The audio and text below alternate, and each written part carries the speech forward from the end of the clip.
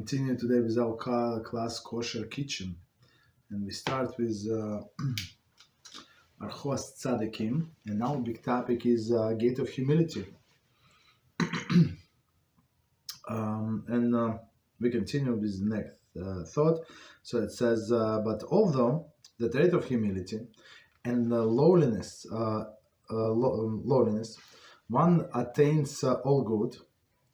For to be humble, he gives. To the humble, he gives honor, favor. It's from Malachi 3:34. And since since he has a favor in the eyes of HaShem, he shouts and he immediately answers, as it is written, "Before they call, I will answer." From Yeshayahu 65:24. Just one second. Okay. He does mitzvahs, and they accept it with pleasure and joy, as it is written, for HaShem has already accepted your deeds. From Halachos 9:7. And what's more, meaning HaShem, he desires them, as it is written, and the offering of Yehuda and Yerushalayim shall be pleasing to HaShem. It's from Malachi 3:4. Okay, so let's do up to here, but it's a lot of material. Baruch Hashem. So let's see. So from the beginning, and we see the commentary. So it says, but although the trait of humility and lowliness one attends all good. I'm sorry. But through the trait of humility and lowliness, one attains all good, right? So meaning a person make himself or herself humble. So just remember, some people are afraid of what is going to be. Everybody is going to step over me or something. No, Hashem is going to take care of you, right? So these traits are all good, right? For it says in Mishlei 3:34, to the humble he gives favor. Meaning, with a person who makes himself humble is going to be favorable in the eyes of Hashem. What could be better? And here we have a commentary. The humble, to the humble he gives favor, and it says,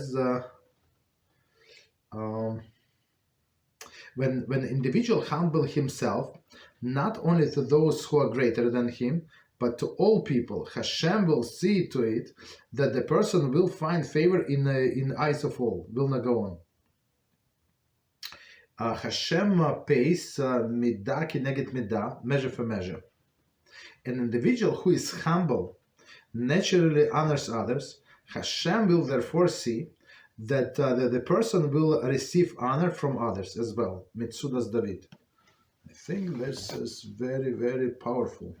So let's do it again, and we try to explain.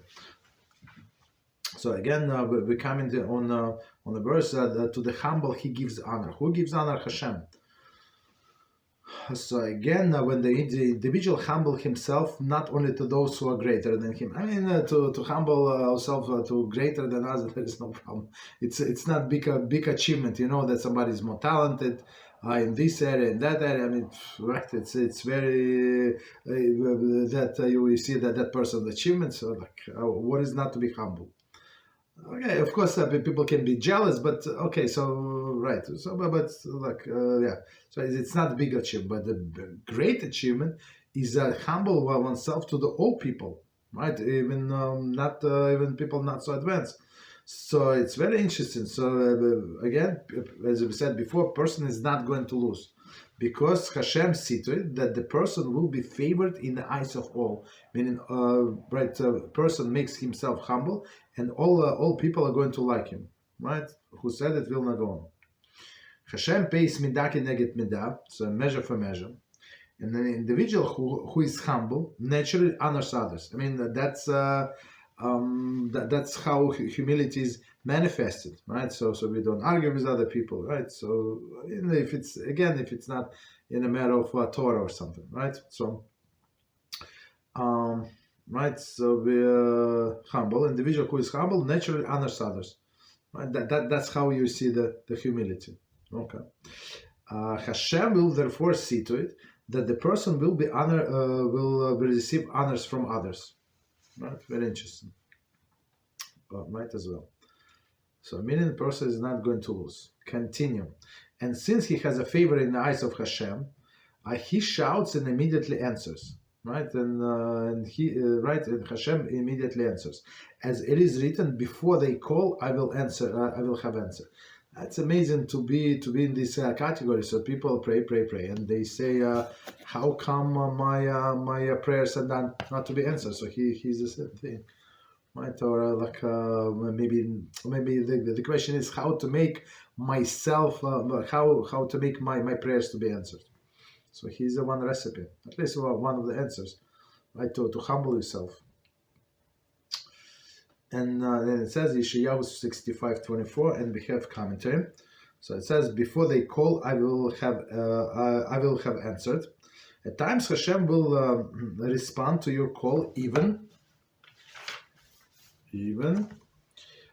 before you call out, and at times He will respond as you calling out. Radak Mitzudas David. So, and it's big difference. So a person already start worrying about his or her situation, and then they find out, so miraculously, the situation got resolved, even in better terms than the person ever predicted. You understand? So that's we don't have to always don't take it always don't take it for granted. Thank Hashem that no, there is no nature. There is the nature does not exist. It's all Hashem. Right? Or second possibility that Hashem wants this person to pray. Right? So we have the clip about it. Hashem likes the prayers of Tzaddikim. Okay. Right. So if he wants a person to pray, right, again acknowledge to themselves, to remind themselves who is in charge of the world, and Hashem is going to answer. Okay. And the commentaries say, how great is the power of humility. When a person prays are rooted in sincerity and humility, he merits the immediate response. That's could you mute your microphone? Okay, so that's of course that's amazing reward. Again, how great is the power of humility. When a person's prayers are rooted in sincerity and humility, he merits the immediate response. Okay, and we continue. The next thought. Just a sec. Let me just quickly mute the microphone. 1 second.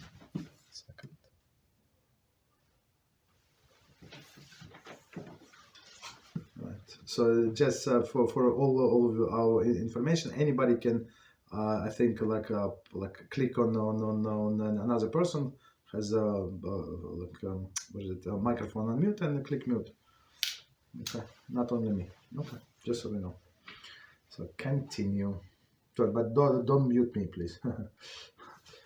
He does mitzvah and they accept it with pleasure and joy, as it is written, "For Hashem has already accepted your deeds." Right. So meaning a person does the mitzvah, they accept it with pleasure and joy. What could be better, right? Kacheles 9:7.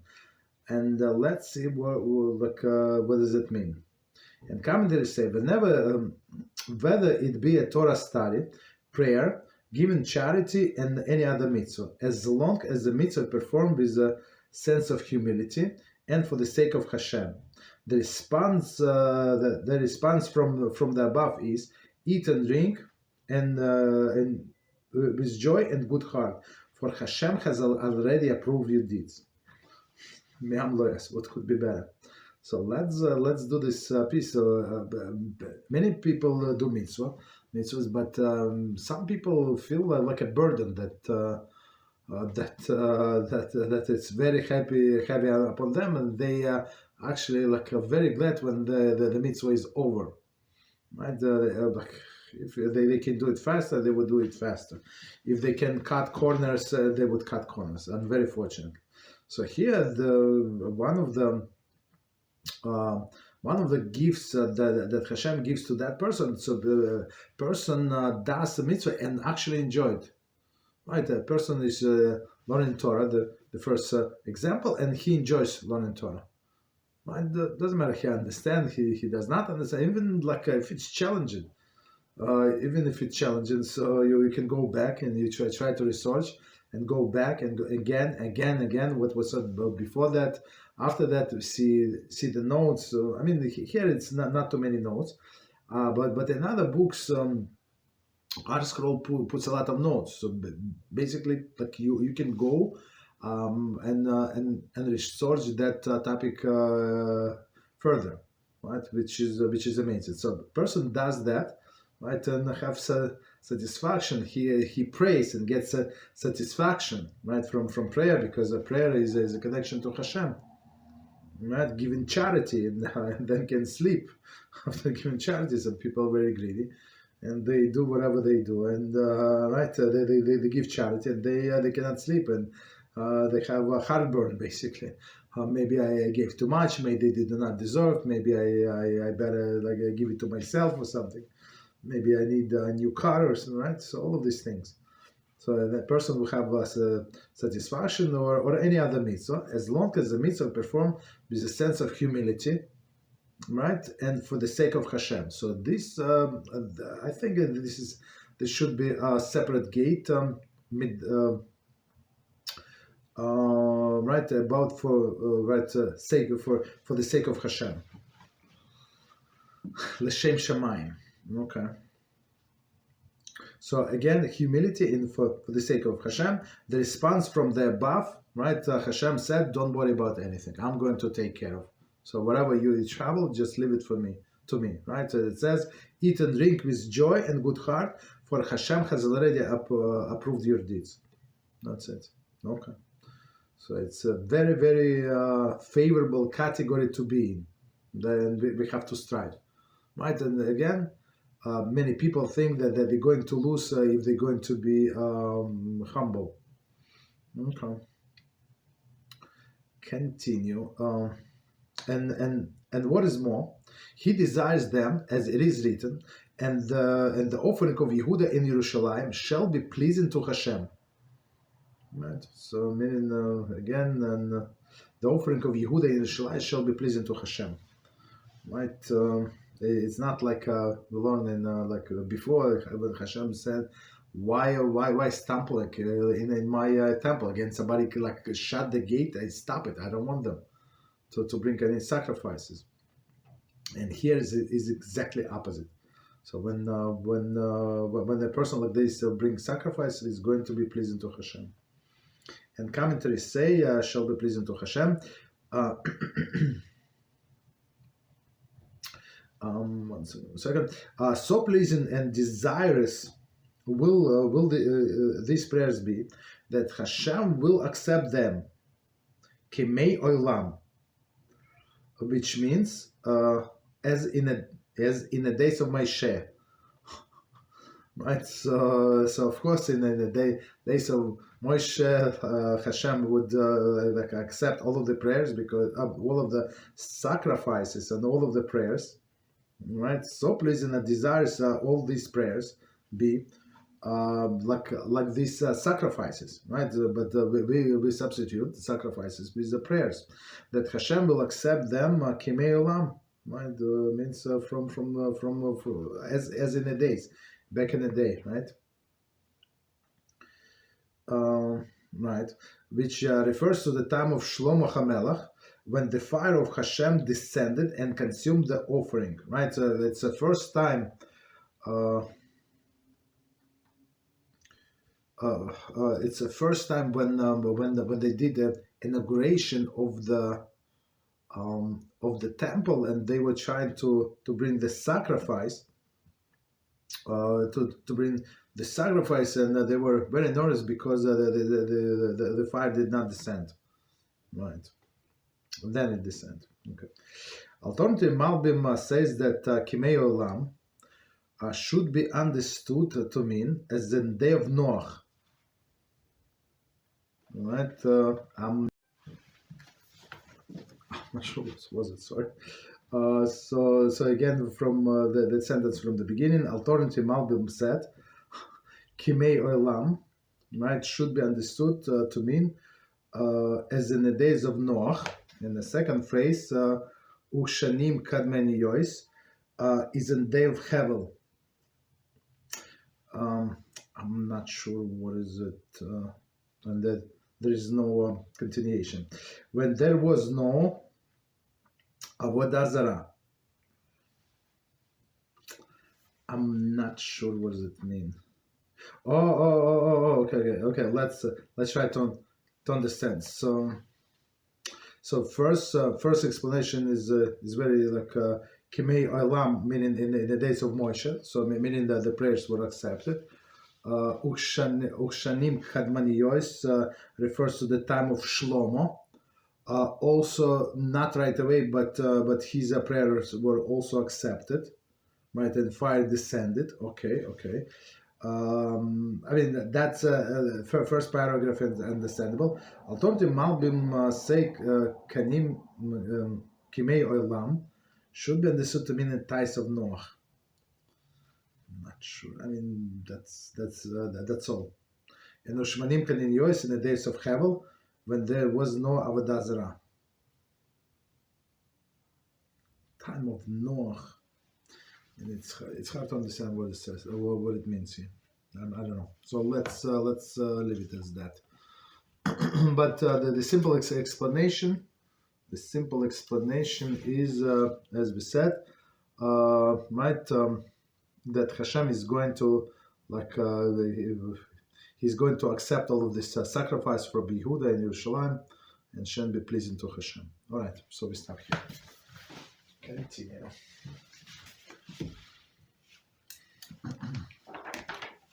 So we continue with our class Kosher Kitchen, and we're on chapter number 17. And right, it's very interesting topic. It says, when a non-Jewish housekeeper in a kosher home. Okay, and we're up to this part number 2. So we spoke about the last topic where we spent a lot of time. We spoke about trust. So basically, we cannot trust. Bottom line, we cannot trust. And same as we said long time ago, when we were talking about knife, the chapter of knife, and we discussed whether or not we can buy fish, right, from a non-kosher supermarket. So according to the most lenient of the lenient opinion, that if you see if this fish was cut, but with their knife, we're talking not kosher supermarket, but technically you see that the fish is kosher, so most likely you can buy it, right? And not like it's according to lenient opinion. We try not to do it, but technically it is a thing, right? But we said if there is no skin, right, where you see the what was it called, scales, right, where you don't see scales and fins. So in this case, we cannot trust this store owner or like a worker in that fish department when he said, no, it's kosher fish. Maybe yes, maybe no, right? Because in the sense of Kiddusha, we cannot trust non-Jews. In other things, no problem, right? In a business matter, money matter, no problem, but not in the ways of Kiddusha. So now we start with section number 2. Dealing with the issue, right? Of course, I mean, as we said in the beginning, in many Jewish houses, there are non-Jewish help. Is it an issue? For sure, it is an issue. But there are always solutions. Maybe not to everything, but at least we have to be aware of possible issues and solutions.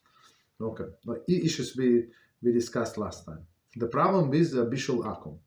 In many Orthodox Jewish homes, housekeepers regularly cook and prepare meals for the family. Many are ignorant of the fact that Bishul Akum is rabbinical prohibition instituted well over 2,000 years ago. Eating Bishul Akum is no less transgression of Halachah eating chicken cooked in milk. Sorry, so when we discussed long time ago,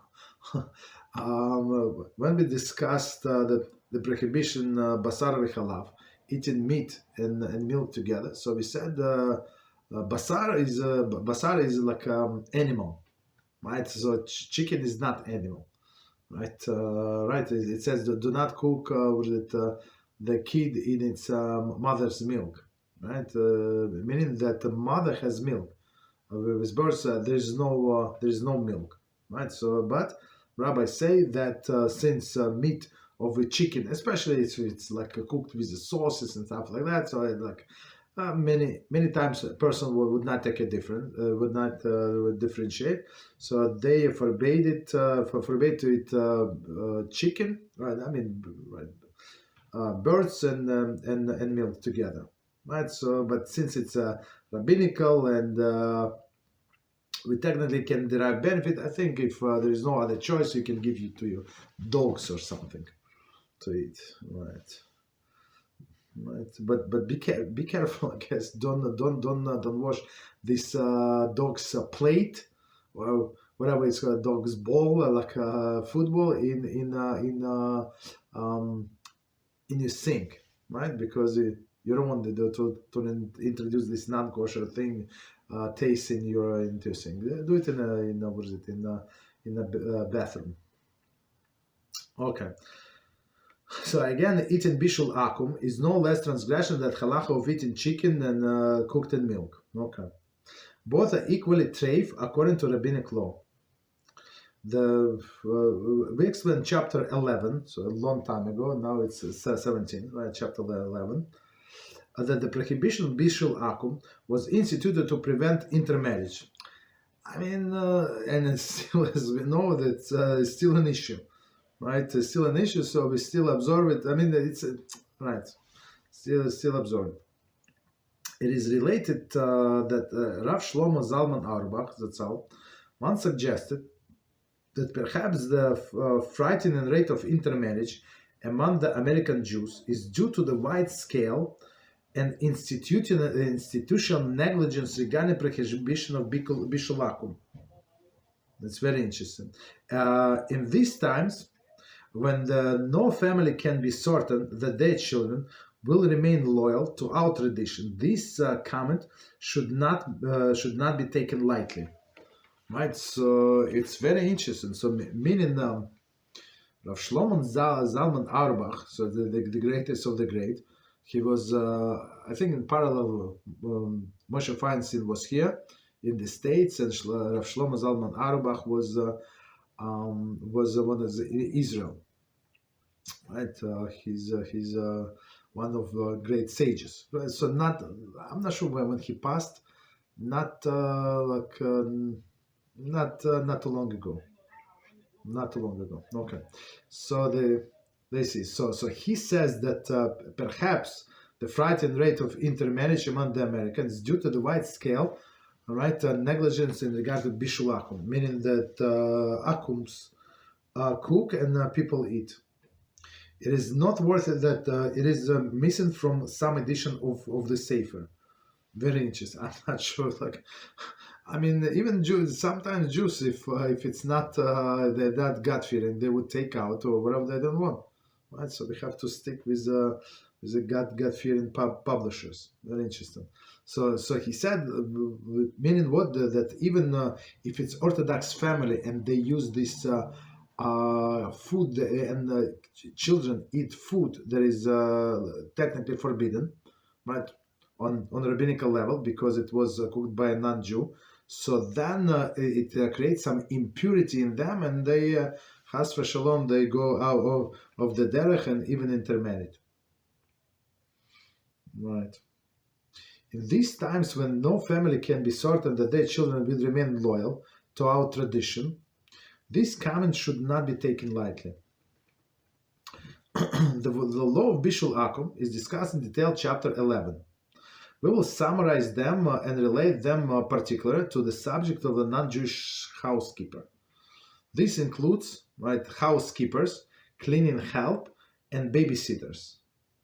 From this point on, we will use the term housekeeper. So, I mean housekeeper, but it's all the same, right? So still, if she's a babysitter, she's still going to cook for a baby, most likely, or warm up and stuff like that, and clean help as well, right? They clean, but they also help themselves in the refrigerator as well. But why? Because simple. If it's a huge house, they might be working like the full day, come in the morning and till 4 p.m. Right? If it's huge house. So, and let's see. One should know that in this section, we're discussing only the loss of Bishul Akum. Okay. However, even if one properly avoids any Bishul Akum problem, one must contend with the possibility that the housekeeper may cause the food or utensil to become treif, as will be explained in section B. So, meaning what? That she cooked for herself, right? I mean, it's only one example. Okay. Or she used it in she washed this pots or plates in like meat meat and dairy in the same dishwasher. All these things. Okay, so number one, an old Ashkenazi custom. So as we said before when we were learning chapter 8, right? We said that Ashkenazi custom in this sense is a little lenient, more lenient than Sephardi custom. Okay. And it says there is old Ashkenazi custom. Was a custom on Ashkenazic Jews in a previous generation to permit a housekeeper to cook for the family in the coal ovens prevalent in those times.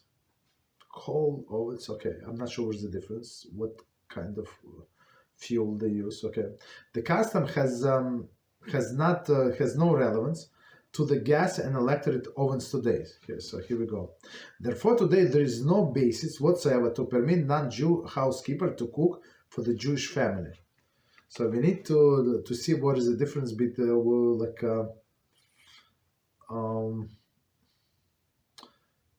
I mean, what the way I understand, maybe they're saying that the Jew would start the fire, and this non-Jew come and only cook. Okay, but let's see. So from the beginning, we're going to try to understand. Bezras HaShem. There was a custom among the Ashkenazic Jews, commentary. Sephardic Jews do not rely upon this leniency. Okay. In the previous generations, to permit a housekeeper to cook for a family in a coal oven, prevalent in those times. So what is a coal ovens has to do with anything? And let's see, number 7. Rema in 113.4. Right, it says that this was based upon the fact that coal ovens used in those times require frequent stroking, stocking to maintain the oven's heat. Coals, so meaning you have to like stock him like here and there. Okay, it was usual for the members of the household to stock the coals if they pass the oven. Very interesting.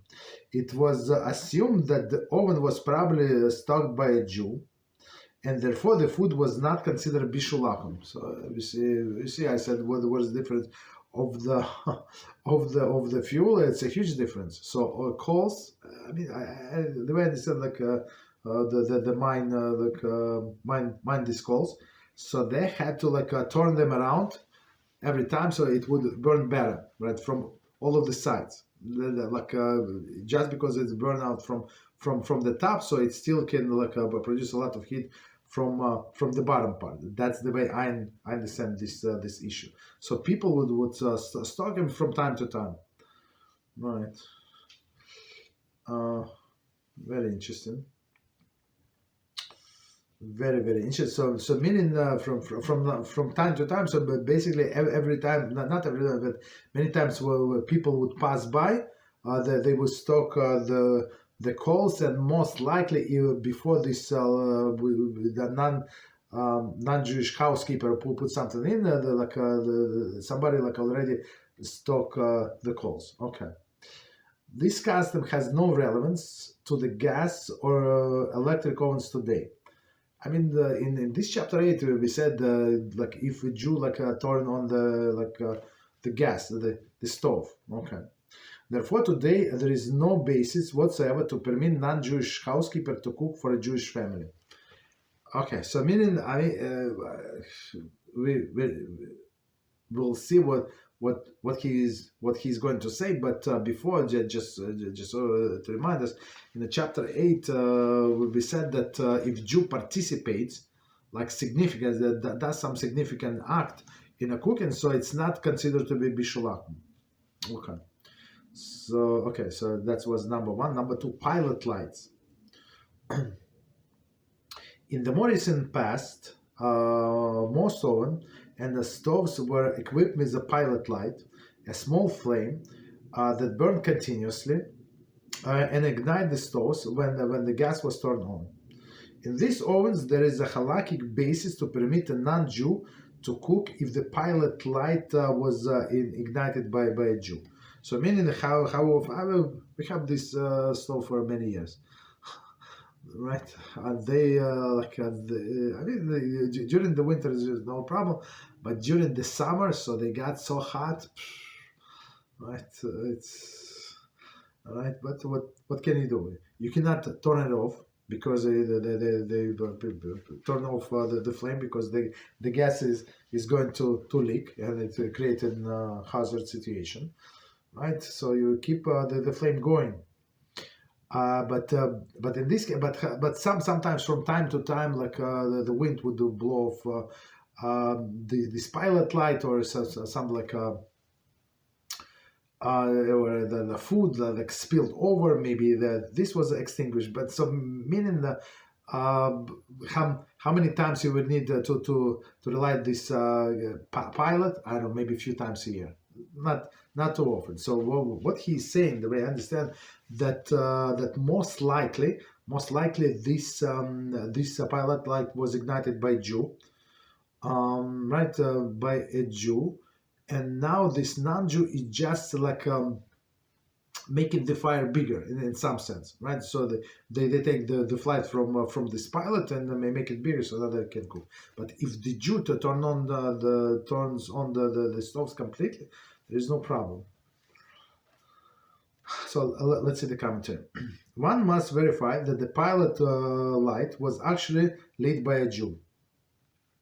It's very interesting, right? It's possible if something was wrong and you have some repairment and then he came and they check.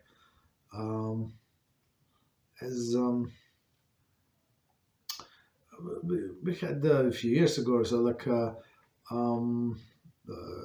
the gas company turned off the gas in a downstairs apartment, right? And then they were somebody were moving in that apartment, and there was nobody there. So they asked us if we can open the apartment for them, right? To check for gas leaks, this and that, or whatever. The guy would turn on the meter, so nobody was living there at that time. So they asked us, my family, if somebody can be there. Okay, there is no problem. So we went there. So the guy turned on the meter. So now the gas, and he had to check if it's going to work, on a stove itself. It's very interesting. So he came in. So the stove was off, I don't know, for a month, I don't know, whatever. So sometimes, I don't know. And he basically, and he lit these pilots. And the pilots there, I don't remember if there are pilots left, but let's say there were pilot lights. Let's say. So meaning this non-Jew, for the first time, lit the pilot lights. So if, for example, a person does not know and he just let it go, and assume that there are pilot lights from previous tenant or something, so and let non-Jew cook, so it would be absolutely wrong. You understand? So that's the way I understand what he is saying, right? Or so somebody did installation. For example, they bought a new stove and they brought in, and the guy after installations he did the check. There is no leaks. Here we go. Right, it was installed, and guess what? He lit the light, the pilot lights. That's a problem. That's a problem. Okay, in another, right? In addition, pilot light is easily extinguishable, and may have been related by a non-Jewish housekeeper herself. So, meaning, can you light on the pilot light? Yeah, I guess if you light them yourself, would be the best. Continue. One may rely upon the leniency only when necessary, and only when the cooking done in a Jewish home. So in Jewish home, so meaning most likely that the Jew lit these pilot lights, right? And I would say if it's an isolated incident, so just relight them, right? Just in case, and that's it. Let her cook, or you light the stove. However, most modern ovens are no longer equipped with the pilot lights. Thus, this leniency usually not applicable in a private home. Private home. I'm not sure what's the difference, private home or apartment. I'm not sure. But okay, but we got the point. So today, today we have electronic ignition. Okay. So continue. Number 3, the practical halachas today. Allowing housekeeper to cook. There is usually no practical permissible way for a non-Jewish housekeeper to turn on this stove and cook a meal for a Jewish family. So this allowance for the non-Jew to cook, again, that the Jew participate in a cooking, meaning, right, to turn on at least to turn on the gas. She may only cook those few items that are exempt from the laws of Bishul Akum. Right, so and the items that are exempt from Bishul Akum, we said there's something that would not be honorable to put on a king's table or something, right? So maybe something significant or something that people eat cooked and non-cooked. So meaning, yes, you cooked it half a little, but not so much. So examples that we gave, maybe apple, right? So apples, most of the people, I assume, eat fresh, but some people like it baked, right? So meaning if non-Jew bake this apple, so it would be allowed to eat it. Okay. Right. So meaning this improvement of cooking is not so significant. Okay, so Bishul. So okay, the two general categories that are exempt from Bishul Akum are, okay, so let me just expand: food that edible raw, and foods that unfit to serve to the important company. Okay, this concept explained detailed chapter 11 in 11. So I mean, we discussed it, but now he gives us a summary. Okay, and right. And this was actually one of the questions. One second. Okay, sorry. I thought it's disconnected. Okay, so this was actually one of the questions that they ask our students, right, about this Bishul Akum, right? So now we're going into details. So first, edible raw, as we said, if a housekeeper may cook any food that edible raw. So carrots, maybe another example. She may boil. She may boil water. For example, fill Shabbos urn, or heat milk. Cook peas and carrots, baked apples, or cooked applesauce. These foods are edible raw. In addition, for this reason, she may make tea or coffee, both instant and fresh.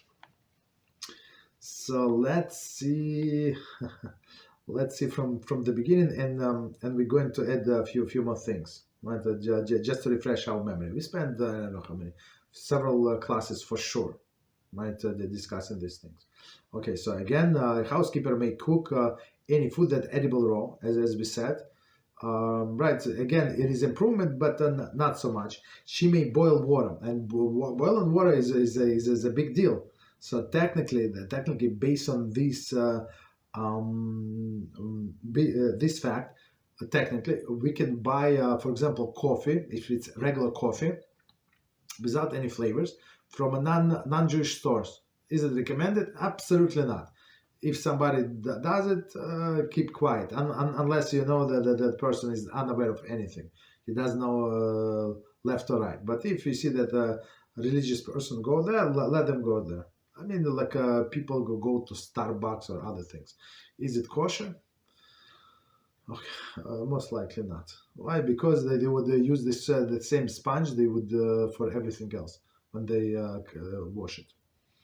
Okay, but after the fact, so let's say they have a different sponge, they didn't wash it at all, they just rinse it. Okay, all of these beautiful things. Okay, so let's say, right? So in this case, meaning the person can get technically get coffee or tea from a non-Jewish store. So even of course the tea leaves would be cooked. We're talking about even like in the bag, right, in a tea bag. So the leaves would be cooked, but since the most important part, the ingredient in this tea or coffee is water, right, and this like tea leaves or coffee is only there to add flavor, so it's not the main component.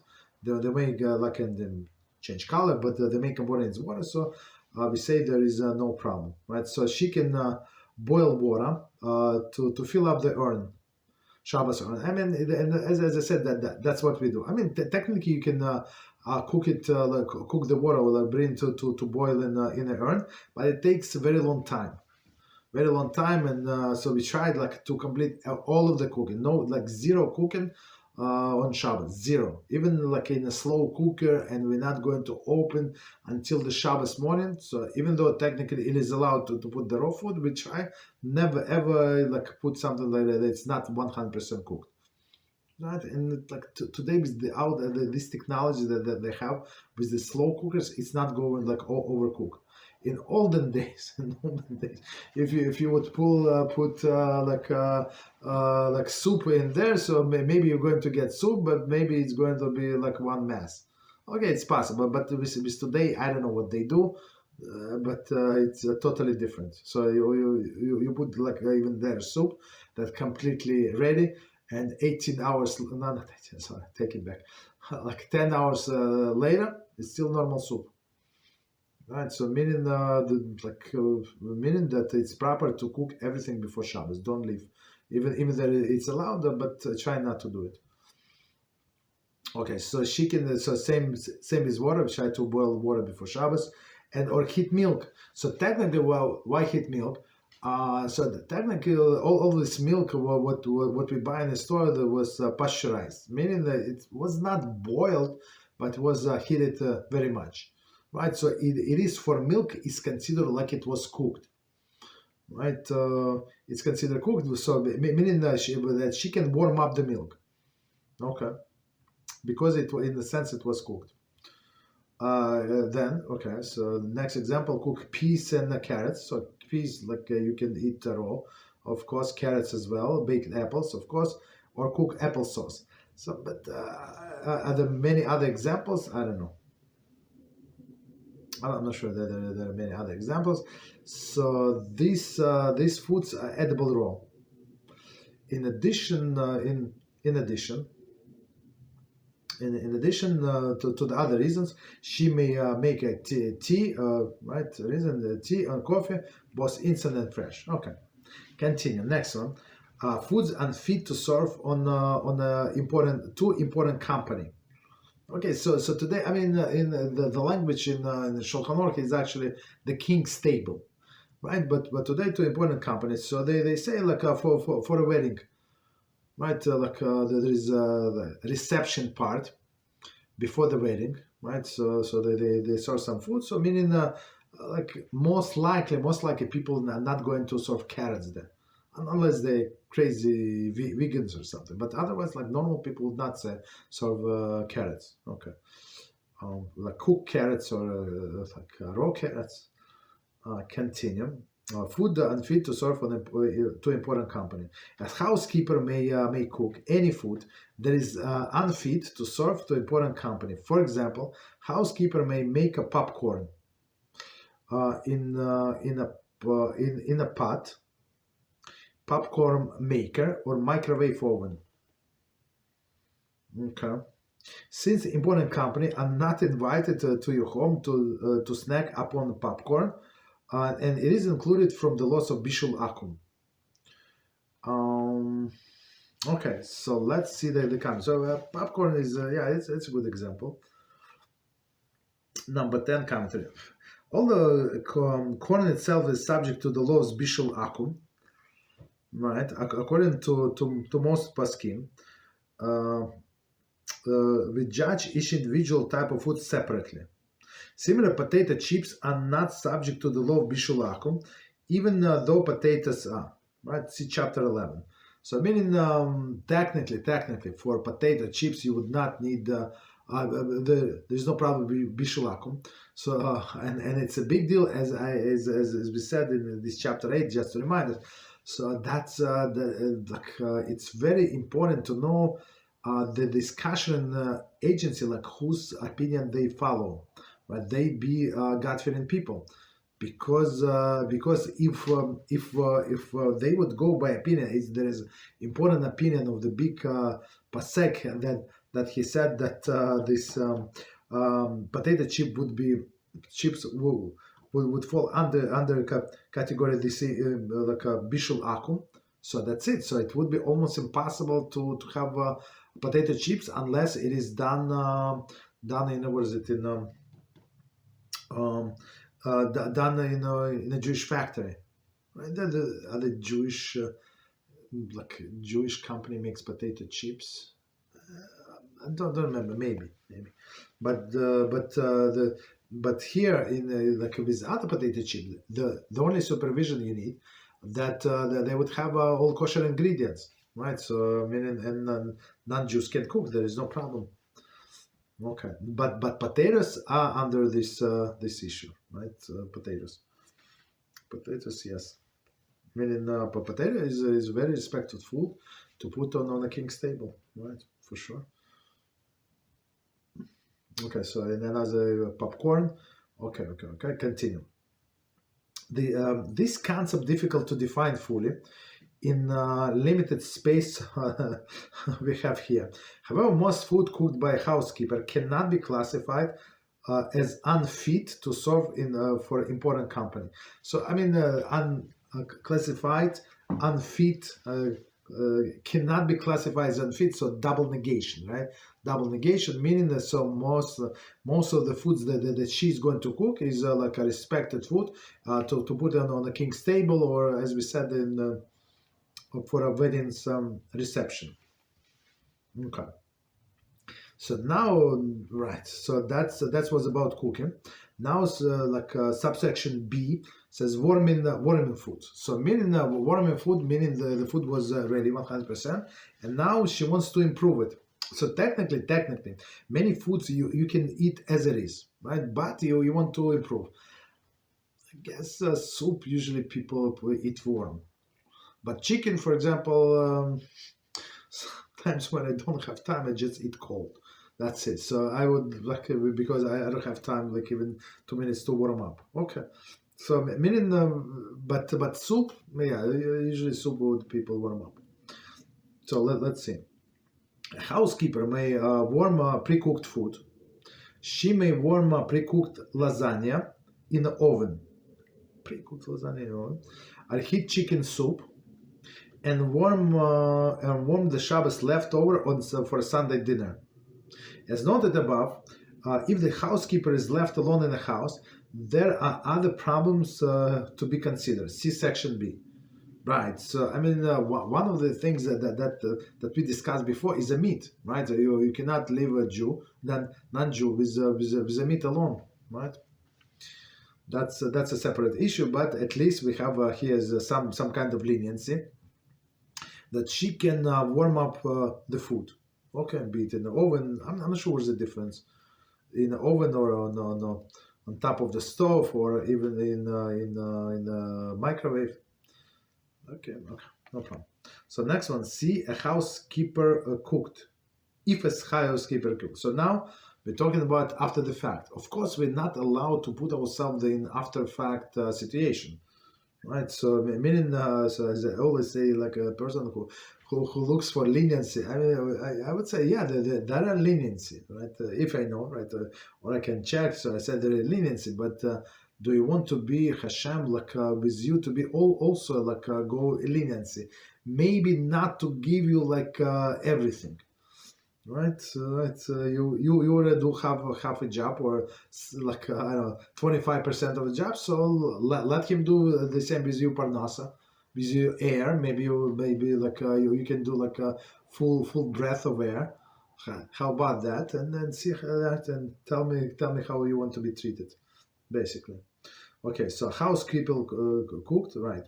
If housekeeper cooked food. It may be permitted if an ex post facto situation. Okay, ex post facto. One should consult one's Rav. Nevertheless, it is forbidden to initially allow her to cook. In cases of extreme necessity, one should consult Rav. Okay. So again, in some ex post facto situation. See chapter 11. Let me quickly see. You know what? I want to go back and see because tell you the truth, I don't remember what we said there. So it's chapter 11, section 3, subsection B2. 1 second. Subchapter 9, quickly. Chapter 11.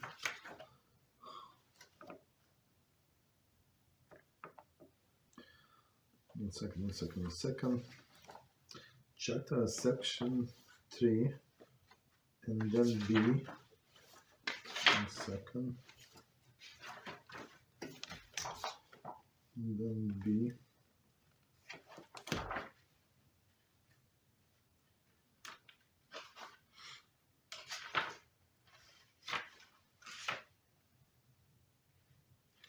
I'm not sure what's B.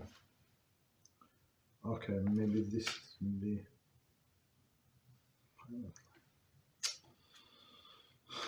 Apologize. So we have chapter 11, part 3, and section B. So this is A. Looking for B. Okay, so we got B, and then 2, part 2. Okay, so let's quickly review what it says here. The topic is the food cooked by a housekeeper. So now we're talking about right after the fact. The reason to be lenient regarding a slave or a maid servants do not apply to housekeeper. So meaning that the slave or maid servants, which is also a slave, so maybe they're like extension of the master, right? So it says that a non-Jewish slave is not non-Jew. Okay. So non-Jewish slave is not 100 non-Jew because he was partially converted and stuff like that. Okay, so same with the maid servant. Okay, so it says nowadays a housekeeper has a status of a non-Jew. Okay, 100%. Not a semi-Jewish status of a slave. Okay. A housekeeper is not required to keep any mitzvahs and may work on Shabbos. Okay. So far, no new information. In addition, the housekeeper is not compelled to cook for a housewife. She may refuse and discontinue her employment anytime she wishes. So meaning a slave do not have this ability. So so she's not obligated to cook. Okay, continue. Thus a housekeeper is comparable to a non-Jew and may not cook for a Jewish family. And so meaning she's working, she's like daily worker. Okay, so that's her halachic status.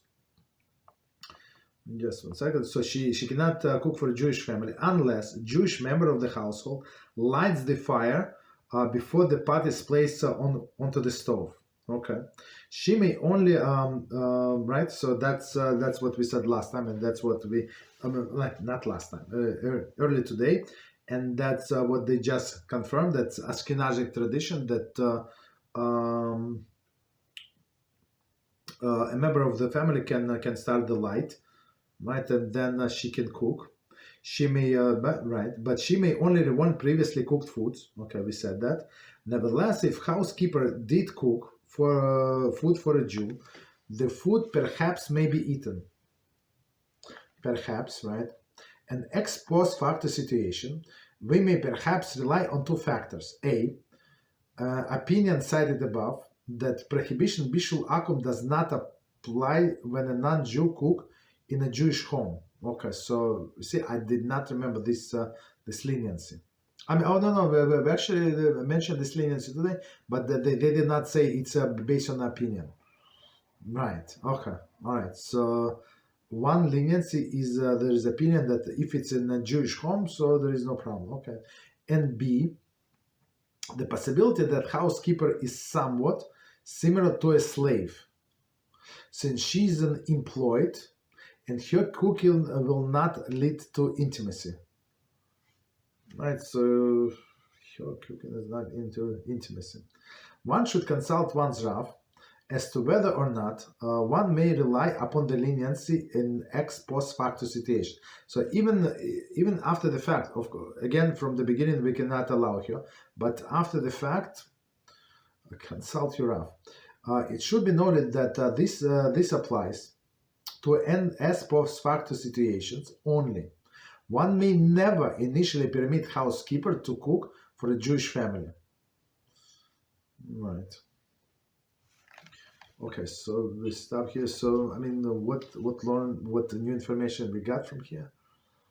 I don't know. So the new information. Okay, so here we go. The new information we received from here is that there are two. Why after the fact there is a according to some opinion is allowed to eat the food, because we have the two doubts. First doubt, maybe this Bishul Akum does not apply if she is already there. So the whole Bishul Akum was not to get close, right? Not to go to other people and eat in their house. But now this housekeeper, she is already living in our house. She does all other things. Right, so meaning this cooking is not going to change anything, right? So that's the way I understand this opinion. And second reason, so that's why it could be again after the fact. And second reason why we can rule leniently is the housekeeper is somewhat similar to slave, since she's an employee, and her cooking is not lead to intimacy. So meaning, I'm not sure how this thing apply. So she's an employee, it's not going to cook to lead to intimacy. I'm not sure. I mean, I don't have a better explanation. They just give the sources where we can look up. But we got the point. Okay, so can we continue? Okay, so it was section C. If housekeeper cook. So D, a housekeeper who cooks for herself.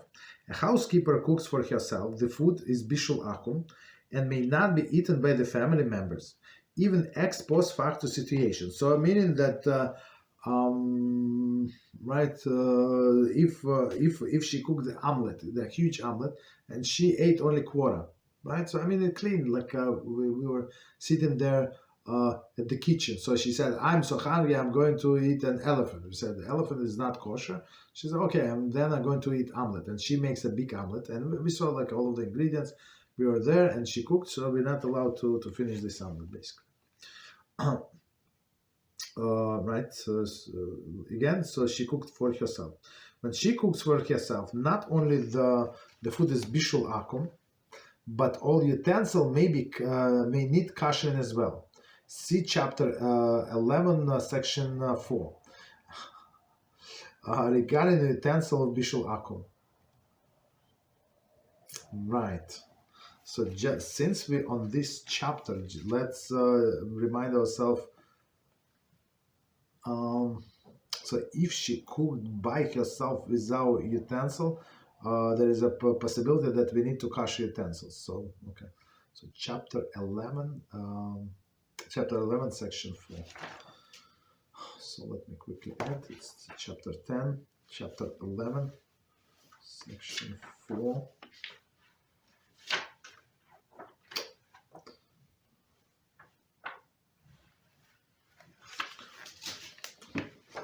Let's see. So we need to know what to do with utensil. If a non-Jew cooked food that is subject to Bishul Akum, so in this case she cooked for herself, there is a question whether utensil need to be kosher. In the opinion of some Rishonim, right, Rashba and others, all utensils that were used with a non-Bishul with a Bishul Akum, food needs to be kosher. So meaning there is a strong opinion of the big poskim, Rashba, right?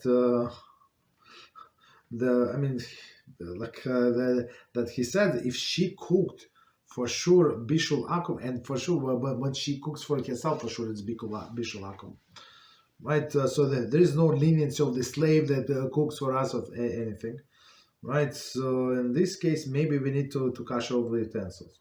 Other is Shanim, Rea, and others argue that since the prohibition of Bishul Akum was instituted only because of the possibility of intermarry, intimacy, possibility of intimacy, and eventually intermarriage, it is logical to extend the prohibition, illogical to extend the prohibition to utensils. Okay. Use of the utensils in which non-Jew cooked will not cause intimacy, right?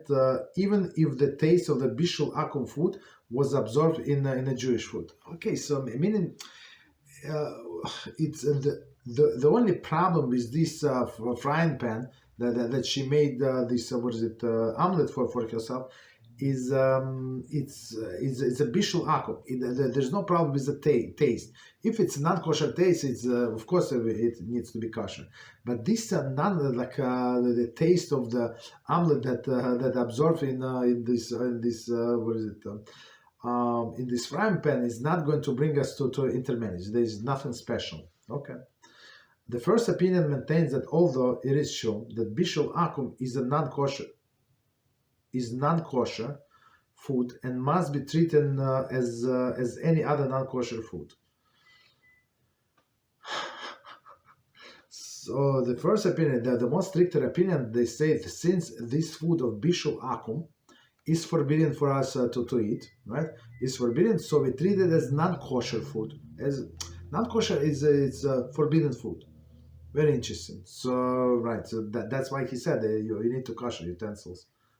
As if somebody cooked non-kosher food in your utensils. Although using the utensil will not cause intimacy, if non-kosher pot, right? If it is not kosher, I'm sorry. Although using a utensil will not cause intimacy, it is non-kosher pot just the same. Okay. Halachic consensus follows the opinion that Bishul Akum utensil must be kosher. Right, meaning the first opinion. However, one may use a certain leniency regarding koshering process, because technically there is no non-kosher taste that it absorbs. So, but we in some sense want to punish that person. Okay. Thus, although one cannot kosher treif earthenware, one may kosher an earthenware, a utensil used for Bishul Akum, by immersing it 3 times in the boiling water. Right. So I mean 3 times. It's as we see. It's like a exception. We don't have it in any other kosher procedure. Okay. In addition, if the utensil that was used for Bishul Akum cannot be koshered, sorry, for example, it was electric utensil, it may be used without kosher after 24 hours have elapsed. So meaning, right, so that's the leniency. Okay. Continue. Actually, before we continue, let me check time. Because it's very long piece. Okay, let's stop here. Let's stop here and to be continued next time. So as we see, it's a big deal to have live in the housekeeper and allow them to cook. So, and I mean, one of our dear students has this issue, and he just gave up, and I said that's absolutely wrong. Like he has this mother-in-law who is not Jewish, so his wife converted basically, and mother-in-law comes and she wants to help to cook. That's disaster. So he said, "What can I do?" So we were on the phone for some time, and then he just gave up. He's not calling, but I told him, like, you just have to tell him, like, tell him not to do it, like, or like supervise, or let your wife supervise, do something, because it is a disaster. It is absolutely forbidden, and according to, as we said, consensus of the opinion. That's why I was not 100% sure. That's why I went back and see. To check, so consensus of the opinion that you must kosher all the utensils. So not only food is forbidden, right? Or sometimes it would be permitted after the fact, right? But utensil you need to kosher. Okay. Let's do 5 minutes break, and we continue with other topics. Other topics.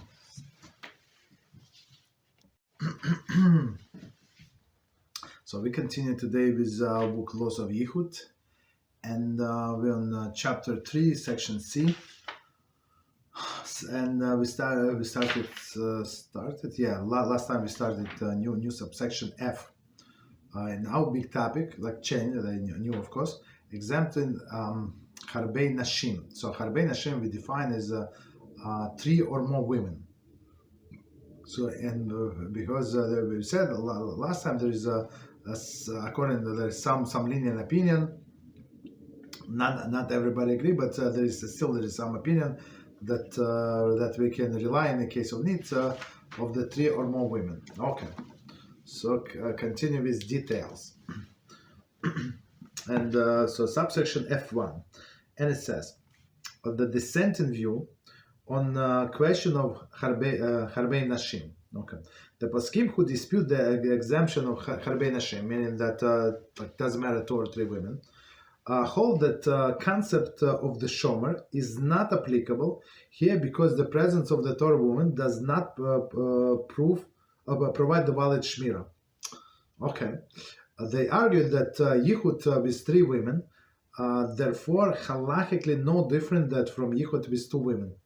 And is forbidden. So meaning they still, if they would want to do a rice, they would still cover for each other. So that's basically the story. So okay, and sub point 1, and it says Yichud with 4 women. Although some poskim do not permit Yichud even with 3 women, right? Many lenient in a case of 4 women or more women to permit Yichud, right, with women, even at night. Okay, so what's the difference? Let's see. The reason that the presence of 4 women or more provides the adequate shmira, because no refined individual would submit to a rice in so large group. Okay, so 1 on 1 most likely, 2 okay, but now it's 4 or more, so meaning right. Meaning other people would know. Okay. According to this view, Yichud of a man with the 4 women would be permitted even if one or all of the group is asleep. Right. Okay. So right. So we say since if we designate somebody as a proper shomer, so even a person is asleep, especially women, they would watch for each other. Okay, which is good. So second point, halachic conclusion. In ordinary circumstances, the halachic dispute over the exemption harbe nashim, so meaning multiple women, in case of 3 women, is not conclusively resolved by the later poskim. Okay. Yichud of one man and 3 women should therefore be avoided if at all possible, particularly late at night and certainly overnight. Okay. In difficult circumstances, okay, that's what we know. However, in difficult circumstances, one may rely upon the lenient opinion to permit yichud of a Torah-observant man. So that's the man who cares about his reputation, right? In parentheses it says who is not asoka im nashim, meaning asoka im nashim, meaning he is not one of the profession that deals mostly with women, right? Again, Torah observant man, the one who does not deal mostly with women, with the 4 women even overnight. So 3 women during the day, like if really needed, with 4 women overnight. Examples: nursing care. A Torah observant male nurse or caretaker may remain in his post in the house late at night or even overnight to attend to elderly female patient who is bedridden, only if 3 or 4 other women, for example, her daughter or daughters or granddaughters, are also in the house. If no female nurse is available, or if it's his livelihood. Okay, maybe he's a self-employed or something. That's the way I see it. Okay, so meaning if a male nurse and this bedridden elderly lady, and she has 2 daughters and 1 granddaughter, or two granddaughters, let's say. There, okay, so it would be allowed. So even overnight, no, 2. What's a second? 4 women. So meaning this sick lady and plus 3 other women would be right enough. Okay, continue. However, the reverse does not necessarily apply in the case of non-Jewish nurse. Okay, if women, even 4 or more, would not be necessarily be permitted to remain alone with the male nurse if he is non-Jewish or non-observant. However, Rav should be consulted. So, meaning when in this situation, men and 3 or 4 women. Okay, let's switch to 4, right? So, according to the stricter view, it's only when this man is Torah observant, right, and have upstanding reputation. Otherwise, it's not going to work with a non-Jew or non-observant Jews, which is compared to a non-Jew. Next point is travelers. It is technically permissible for the 4 or more women and girls to travel overnight in a car, van, or bus, etc., driven by reputable Torah observant men. They may rely on the lenient opinions that holds that this is not Yichud. Okay, Torah observant man.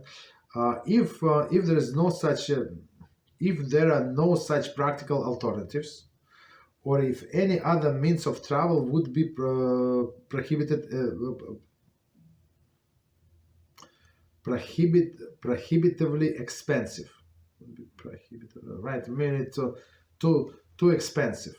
Okay, so again, it is technically permissible for 4 or more women and girls to travel overnight in a car, van, or bus driven by a reputable Torah observant man.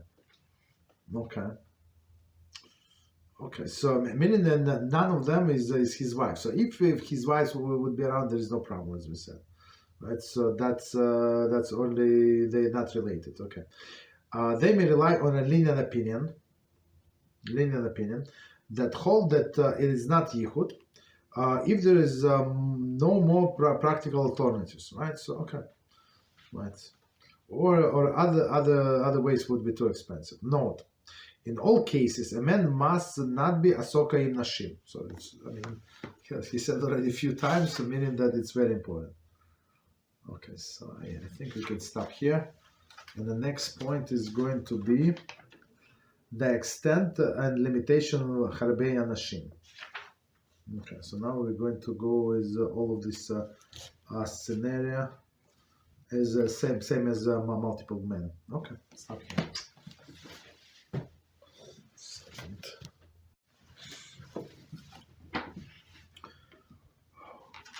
Second. So today we continue with our new book HaYashar, and we covered already 2 chapters. In chapter number 3, let me just introduce what we're going to talk about. And it says, chapter 3, in which it will be explained that one should speak only Torah with one's companions and avoid the company of the scoffers. That all of the mockery of, and forbidden speech that one utters is recorded in a book of book of the workers of iniquity. So that's scary, right? You don't want to be in this situation. The magnitude of the punishment for talking in a synagogue, that if one utters forbidden words, one's Torah and prayers be delivered to the side of evil, sitra achra, right? That the nature of the person's speech reveals the source of his soul. That one should choose a seat in a synagogue next to a good neighbor. Okay. So let's start with HaShem. And it says, David HaMelech began the book of Tehillim with the words, "Fortunate is the man who does not walk in the counsel of the wicked, nor did he sit in a gathering of the scoffers." Similarly, our rabbis have said in bircas, when 2 people sit together and there is no words of the Torah between them, it is gathering of the scoffers. Right? It's bircas 3:2. Since on account of our many sins, this is very common circumstance, a person must pay careful heed to this warning. Whenever he sits with a company, he must be certain that discussion consists of the words of the Torah, or chapter developments, chapter development, or the awe of heaven, meaning or Musar. So Torah or Musar. Okay. It goes without saying that he must avoid the company of the scoffers and idlers who sits together engaged in frivolity. For in the course of their endless chatter, they inevitably come to utter the words of mockery and derogatory speech, thereby giving rise to harmful forces that inflict damage upon their souls. Therefore, whoever fears of the words of HaShem will distance himself from the company. So, I mean, I said it many times, answered the question. So now you see from the holy words of Rabbi Kaidanover, right? Tzvi Hirsch Kaidanover, that's all. So let's okay. So let's go over this piece, because I see like the next one is a little different topic. Okay. So again, the David HaMelech began the book of Tehillim with the words, "Fortunate is the man who has not walked in the counsel of the wicked, and did not sit in the gathering of the fools." So before we continue, we have to understand here's our free choice. So some things we cannot avoid. I mean, right? But like some things, but more like I don't know, like being sick, right? So if HaShem, for example, he wants to send a person a cleansing or something, right, or like a punishment, right? A sickness. Okay, so that's what we have. But some things, it's a clear our choice. Like, and this is the best example. So what is the example? The gathering of the scoffers. So all of the people who just speak about the election, they speak about the war, they speak about the prices, they speak about celebrities, they speak about sports, so like politics, this and that. That's for sure the scoffers. right? Why they scoffers? We had a video about it, right? A short, and we said that all of these people, HaShem said that all of these people, why they hate me? Why disguise it with my Torah? He said to the prophet said, Hashem, Jewish people discuss it with your Torah, Chas v'shalom, why would it say so? And Hashem answered, because they speak like politics, because they speak sports, because they speak movies and other things, they meaning what? They despise my Torah, right? They don't learn it. So if they would love it very much, and they think that is a great treasure, they would speak only the word of Torah. Right, so meaning this empty company, right, and people may be nice, and I have a scenario for the next video. So right, so about these nice people, nice, from to outside world, they the nicest, the most caring people in the world, but actually the biggest shame. At the same time, how is it possible? Clear connection. Right, I want to space. I don't want to speak out, but when I record it, you'll see. Okay, so similarly, right, so continue. Similarly, our rabbis have said in Orchos, when the two people sit together and there is no words of the Torah between them, it is gathering of the scoffers. So so we have to be very careful. Somebody likes guests and they like to sit around. Okay, you sit around. So, for example, you said that Dvar Torah, you're at 15 minutes. 10 and a half minutes, and now they're bored about with you, bored, and they start these guests, not religious guests, right? They start speaking of the things that they do know, and it's, guess what? Unless you interfere, that's gathering of the scoffers. So you have before you invite these guests, you have to devise a plan. Okay.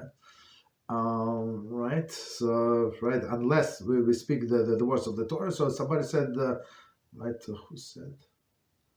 Doesn't matter who said. Okay, continue. Since on account of how many sins, this is very common circumstance.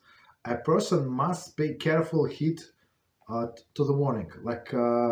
Instead of learning Torah, for example, people have time, or some people, as I said, maybe I did not say, bothers me so much. I have always suffered for a lack of sleep, but anyway, I try to come to shul early, 20 minutes before prayers. 25 if I come before 25 before, I'm the happiest man on earth. So I can do slowly things the way I love it.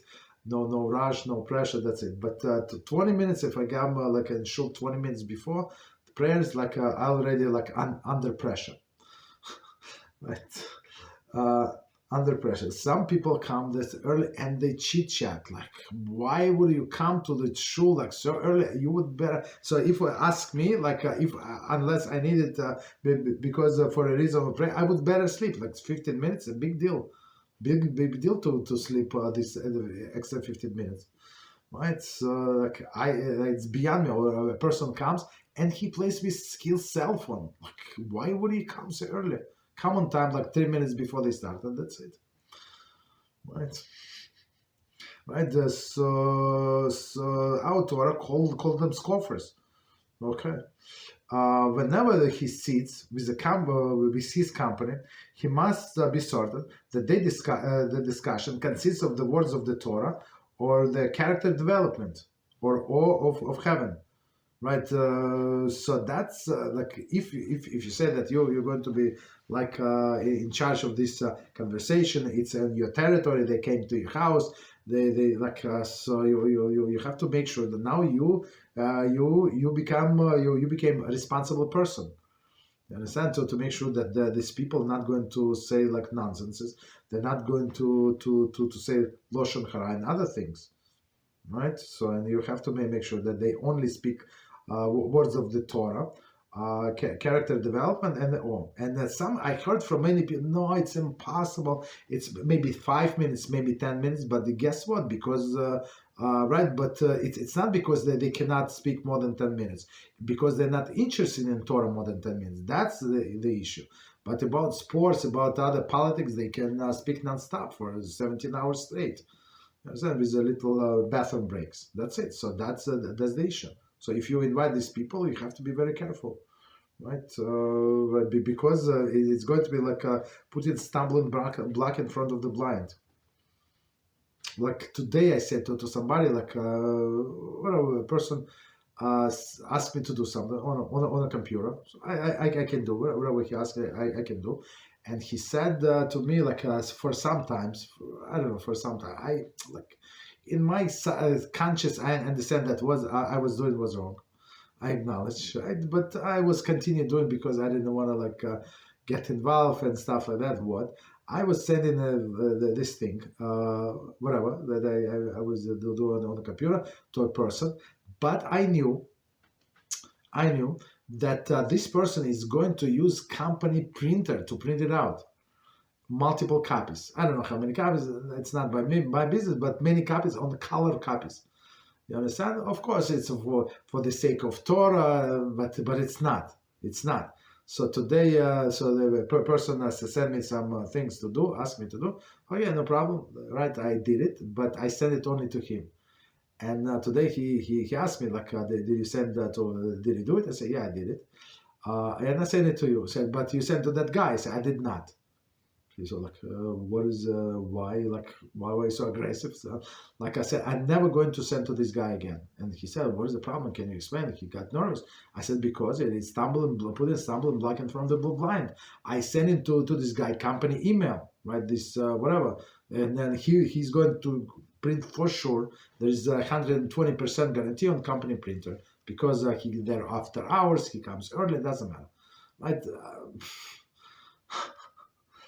You understand? So it's like in some sense, of course, I'm trying to do the show for this thing, but I knew what's going on. I'm not stupid, but I was continue playing alone, and maybe all of us have these issues.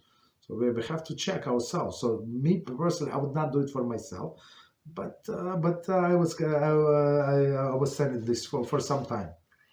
You understand? And it's for sure it is a problem. So this person said, I never realized. So he was using this guy, I don't know for how many years, so he never realized there is a problem. So I said that the guy is stealing from the company. I don't want to be part of it. So I'm sending to you.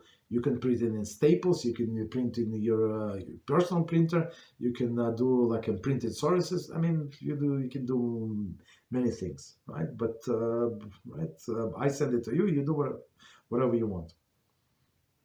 Okay. So, but same. So, why did I say this story? Because it is connected here. So, if they are going to speak this nonsense on your territory and around your table, right around your table, and you're trying to be nice, guess what? You're going to be responsible for everything they're going to say. It goes without saying that he must avoid the company of the scoffers and idlers who sit together engage in frivolity. So let's say it's not your territory. So you passing by and say, oh, nice to see you. Please, I have a question. I have a very important question to ask you. Please, come. And they want to ask you like some halachic questions, some things on the word of Pasha. They going to listen or not, a different story, and then they start get you involved in their conversations. Guess what? And how about your brother? Did you move out? Did he still live in that place? Like, you understand? So we have to be very careful with all of these clowns. For in the course of their endless chatter, so they have no problem to speak nonsense for 7 hours. Torah, they cringe after you speak in 2.5 minutes straight, they cringe, they cannot hold it, right? They cannot handle it, right? In the course of the endless chatter, they inevitably come to utter words of a mockery, right? Making fun of some people that are not present, and derogatory speech, for sure, guaranteed, thereby giving the rise for the harmful forces and inflict damage upon their souls. And the souls, as we learn in our class, laws of in Shmiras Halashon, right? In Hafiz Chaim. So we said, of course, this guy is guilty, and he's going to be punished. The guy who speaks Lashon Hara, but same as other people, the one who listened. So if you're there as a listener, you must protest, you must walk out, you must do something. If you sit quietly and just quietly, passively, and maybe you smile, you did not say anything, but you just smile, that's it, you're guilty. Right? So we have to we must be very careful not to put ourselves in that situation. Okay, so they give a rise to harmful forces, inflict damage upon their souls, and we as the listeners. So I mean, as you said, always you have to be smart and just don't stop, continue walking. If you stop for a second, they're going to trick you, may make you sit with them. Therefore, whoever fears the word of HaShem, right, and we should fear the word of HaShem, will distance themselves from such a company. Are you obligated to break such a company and give them a strong rebuke and musar? Most likely not. They're not going to listen to. They're going to make fun of you and even speak more about you. But at the same time, it's not allowed to join them. Very careful. Okay. Continue. Next topic. You should know that there is a certain category of malignant spirit called kisilim, wicked fools, that have been appointed to appear to a man walking alone on a road, alone at night. Right? We actually had a question. we had questions, I think, yesterday or the day before yesterday. Are we allowed to walk at night? You see, here we go. B'siyata d'shmaya. I did not plan it. Sometimes they appear as a group of men and seduce him into joining their company. Sometimes they appear in the form of an inn or a hotel, shining forth a light to entice him to approach. He believes that he is on his way to nearby hotel or inn, but they draw him further and further from the way. It is common for them to lead him into the marshes or other places of filth, or into the forest or among the swamps, where his life is imperiled. Continue. The same spirits are appointed over those who gather to relate frivolous tales that are of no benefit. Okay, they also destroy spirits called workers of iniquity. Right, we mentioned them before. Right, workers of iniquity, that record all of the words of the mockery and forbidden speech in the book of on the high, are called workers of iniquity. When the time comes for a people to meet their end, groups of these kesilim come out to meet them and strike at their souls. Then they take them out to the desert or a marsh and inflict terrible suffering upon their souls. Therefore, one must keep away from these gatherings. It need not to be said that if one sees the people quarreling, one must flee from them, for that is a gathering place for malign spirits that assemble whenever there is bickering and quarreling. From all this, one can deduce the harm that is done by speaking frivolity in a synagogue, a place of sanctity designed to reverberate with the sound of the song and a praise of and supplication.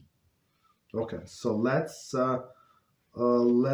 stop a little here and go to the beginning. I'm not sure where we can stop. I mean, it's like continuation, one thought after the another. But okay, so let's see from the beginning. So again, he should know that he should know that there is a certain category of malign spirits called kiselim, wicked fools. Okay, that have been appointed to appear to a man walking alone on a road, alone at night. So we spoke. Right. It was a little different topic, but we said that the person should not walk alone at night. We said that our street's a little different because they have lights, and these spirits attack only when person is alone, not when he has a company, right?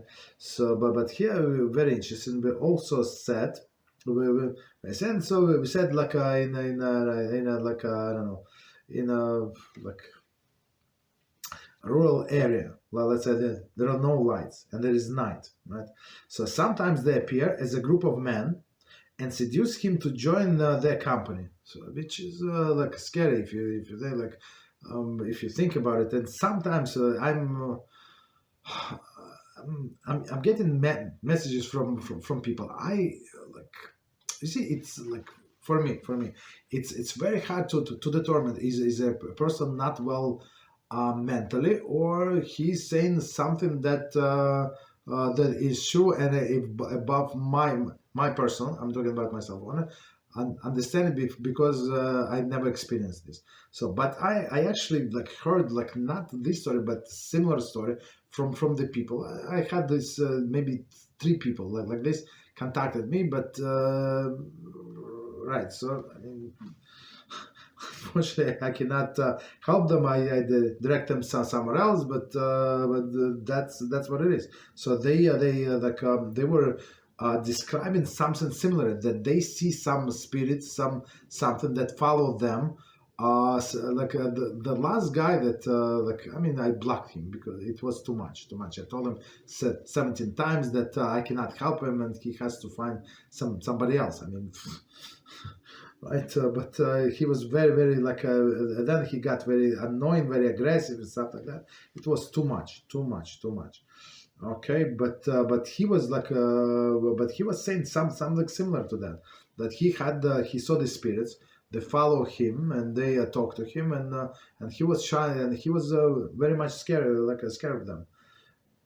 Right. So like if person never is this stuff, this Kabbalistic stuff, so he would like put everybody in a category of mentalistic, but they are not. I mean, some of them are, some of them not. I'm not that big expert, but right, it's like it's scary. Let's put it this way. So it's scary, like just to listen to these stories. Okay. Right. So again, sometimes they appear to the group as a group of men, and seduce him to join their company. So now let's work together. So today, like maybe when a person is traveling in a car, it's more safer.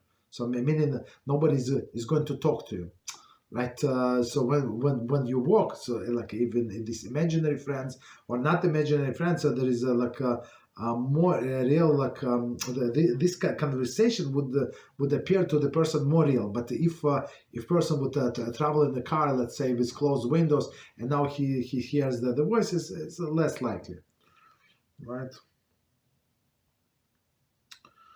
Right. Sometimes they appear. So meaning this destructive, malignant, what is it? Spirits. Right, as a hotel, right, or as an inn or a hotel, shining forth in light to entice him to approach, right, and then actually they try to lead him to other places, right. He believes that he is on his way to a nearby hotel or inn, but they draw him in further and further from his way, right. I mean, we can understand it like literally, like there are such spirits, and or even figuratively. Right, meaning spiritually they draw him away. It is common for them to lead him into the marshes and other fields or places of filth, or into the forest among the swamps where his life is imperiled. So meaning, but I don't think the author. I mean, I said it that you can understand it spiritually, but I think he means it literally. Right, so that there is some the situation of this, right? And again, as we said yesterday, so it's most likely like starts from a person, or the day before yesterday, we said a person start looking at improper things, and he attracts this spirits of impurity, and that's how it starts. So it does not start, as my friend says, from vacuum. It does not. There were the cause and effect. So this person attracts the spirits. Continue. The same spirits are pointed over those who gather to relate frivolities and tales that have no benefit. So these spirits that at night they try to lure a person away. So the same jobs, as we know. We had this clip about stories that we did in this class. Yankel push the rock, right? About the angels, and the angels say we work there 24/7, no breaks. So during the day they have other jobs, right? They appointed for those who gather, appointed over those who gather to create frivolities and tales were no benefits. So these people are possessed by these bad spirits, right? And they also destroying spirits called workers of iniquity. So exactly the same spirits, and record the words of the mockery and forbidden speech in the book of the on high. There is called workers of iniquity. So we mentioned this book before, right? Meaning that it's a book when when all of the sins of the person is written, and the neshama of the person comes when the person is asleep, and she, right? Neshama, maybe she's like signs and signs under each page and under each event that took place. So meaning when a person is going to come after 120 years, hopefully, right, or earlier, and he would need to answer for everything, for all of the time wasted, for all of the empty conversation, for all of the mockery that he look to the left or look to the right if nobody can hear, but these spirits heard, and they put it in a book. And it would be played and said, no, I did not mean to. And they say, oh, 1 second, we have a document, and guess what? Who signed this document? Your neshama, your pure neshama signed this document. Right? When the time comes for the people to meet the end,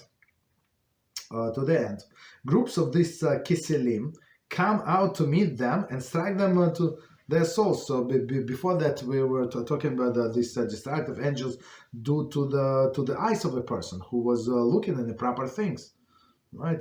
First, they try to seduce him, right? But as we said many times, a person has a freedom of choice, right? And if he actually seduced him, or he seduced himself, in most of the cases, right? So they're going to strike him in the eyes, but he is striking at his soul.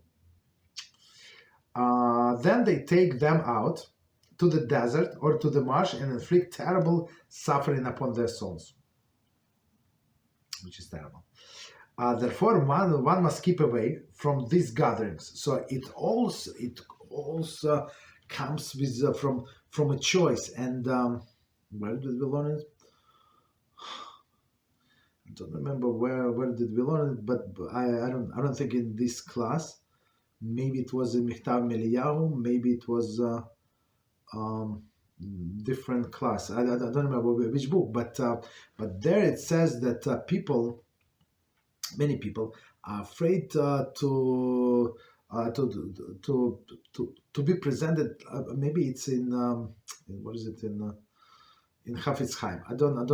Maybe it was in Chafetz Chaim, right? So Chafetz, I think it was in Chafetz Chaim. No, you're right.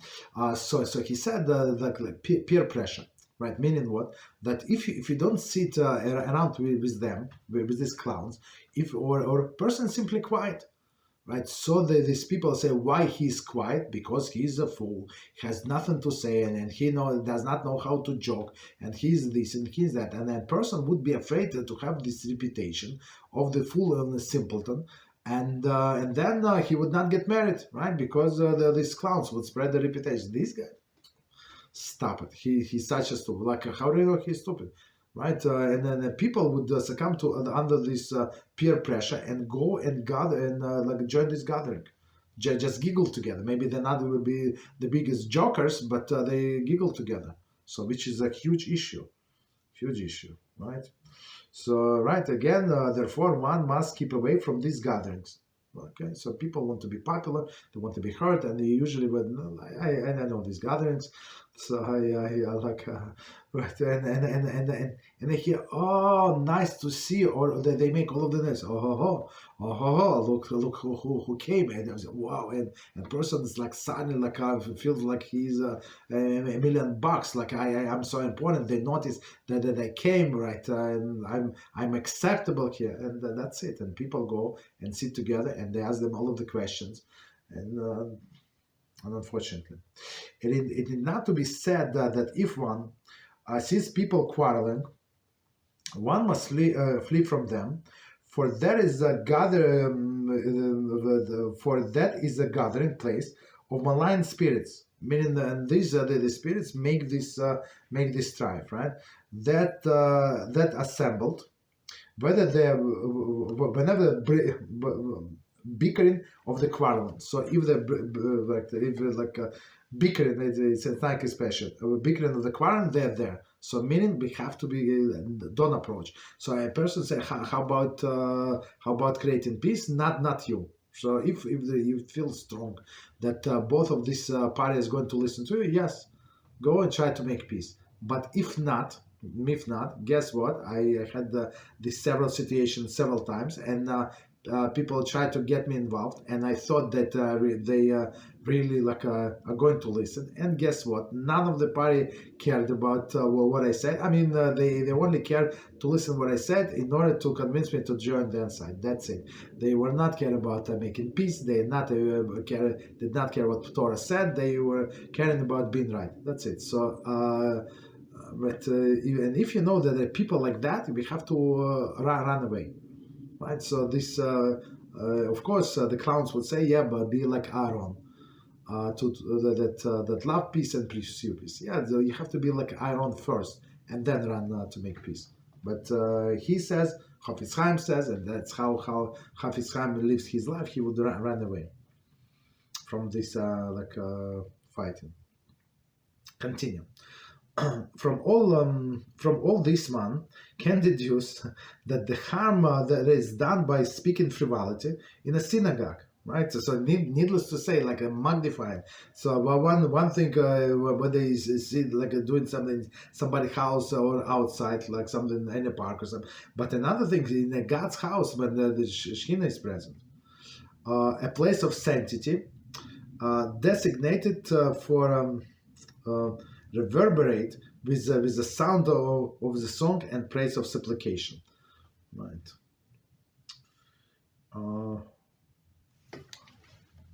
One second, let me quickly check time. Maybe it's a good place to stop. Right. So we stop here. Without HaShem, and as we see here, the book is a fire. The book is a fire upon fire upon fire. So we're going to start next time from this idea from the synagogue and see what Zohar says. So this book is something. It's a Musar with a Kabbalah, like a very fiery book. Okay, so we start here.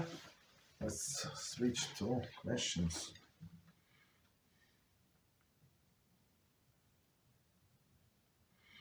Okay, so thank you very, very much for your beautiful blessings. Thank you very much. Amen to all of them. And so I see only one question. So just so you know, if you have more, so please forward it to me. So first question. Shalom Aleichem Kod Rav. Thank you for the Shiur. Question number 1. When one washes mayim achronim, can he dump the water immediately? Dump the water immediately, or should he give the mazikim time to drink? It's a very good question. So, all right. So again, when one washes the water, mayim achronim, dump the water immediately. Can he dump the water immediately, or he should give some time for mazikim to drink? It's a good question. I never heard. I never saw the answers to this question. But it's my personal guess. It's only my personal guess. Maybe since they're spirits, they don't need take physical time drink. Meaning, as soon as it is ready, they already did it. That's why I think that you can dump the water right away. But as we said before, be very careful. Don't pour out this water on your dishes. If you do it in a sink, so try like if you have dishes there, like move them apart and do like directly into the drain, not on the dishes, because there is, as we said, there is a lot of impurity. Right, so some people specifically, and they told me, some people specifically go into the restroom and do it in the toilet.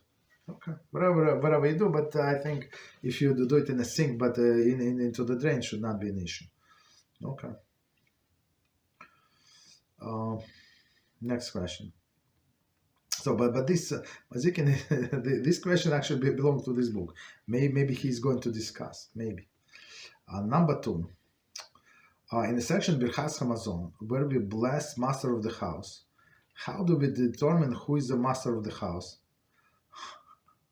If one who wasn't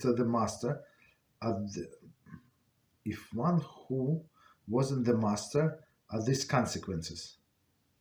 Okay, that's very good question. So let me quickly read it again. So in section bircas Hamazon, where we blessed the master of the house. So it is proper for example, if we eat in somebody's house, right? And what does it mean, master of the house? That's actually the question. The master of the house, the one who is paying for your meal, right? So if somebody feeds you, for example, it could be like in your house. Right, in your house, but somebody else paid for the food. Okay, it's possible. So you said, "Oh, I'll come." Say, "Oh, you invited us." Okay, look, don't worry about the food. I'm going to buy. My wife is going to cook, and I'm going to bring over. So meaning, even though we're in the territory of this guy, right? His physical house, but since it's my food, for example, so the meaning the master of the house, it would be me, for example. Right, or somebody else. So that's how you determine whose food you ate. But if for example we are co-workers and we sit around the table, right, and we eat together as a group, right, as a group, but all of us eat our own food, so that there is no master at the house. So we just don't bless, right? I mean, we just skip. Okay. The blessing. If a person, I mean, right. So again, if a person ate his own food, he does not say it, right? So I'm answering the last question. If one blessed one who was not master of the house, or the consequence? No, there is no consequence, right? I mean, somebody, like, if it's not your food, so you thank him for the food. That's a very good question. Right, but first part of the question, for sure, it belongs to HaYashar book, for sure. Right, maybe we're going to get to it, Bezras HaShem. So next question. So I learned these books, just so you know, I learned in parts here and there. I never learned from the beginning to the end. Right. So next question. Now question about intention in brachas. Since we can have intention to include specific food in bracha rishana, I wonder if we can have intention to exclude specific food from bracha rishana. For example, if we had a breakfast of eggs, okay, of egg, chicken and coffee, chicken and coffee, okay, no problem. We can say borei nefashos with intention to exclude the coffee, so we can continue drinking it without making new bracha. Okay, so very good question, very practical questions. So let me do it again, and we're going to explain. Very good question. So here's a situation, and I mean, it's very practical situation. Happened to me not today, yesterday. So I finished breakfast, and I still have some drink or whatever, was it coffee, whatever, tea, whatever was it, doesn't matter. So I want to, like, I don't want to drink right now, like, right, and want to go to do something and continue drinking. So the question is, if you had if you need to say only one after blessing, because in this case, a person had egg and then chicken and coffee, all of this beautiful stuff. So meaning one after blessing, but I want to continue drinking coffee. So technically, we can exclude coffee, right? I say that like mentally, right? To intend that I'm going to make the blessing, but I don't want to include in my blessing only coffee. So all other foods included, right? But not coffee. So we can do that, or some rabbis suggest, but to stay on a safe side, because not everybody agree that you can exclude. Okay, no problem. So according to all opinions, if you say the blessing on something else that was not included, that for example. Besides water you cannot use for like to fix the situation. But if you like take a piece of candy or something like some small tiny part or something that you need to like the blessing would be shechakol, there is no problem. So you say shechakol on that thing, and keep in mind that you won't continue drinking coffee. So again, both approaches valid. And like the second approach, according to all of the opinion, if you say the blessing on something else, right? After you finish after blessing, but nefashos, and keep in mind that I want to cover the coffee as well. But according to some opinion, you can mentally exclude the coffee from your blessing, and that's it. And drink coffee, continue drinking coffee, right? It is very practical, especially in breakfast. I think that you're not so thirsty, and you can like you made yourself the whole cup of coffee and finish only like a quarter or something. Okay. Okay. So next question. I have a question about mayim achronim. For people who do mayim achronim in a restroom. Okay.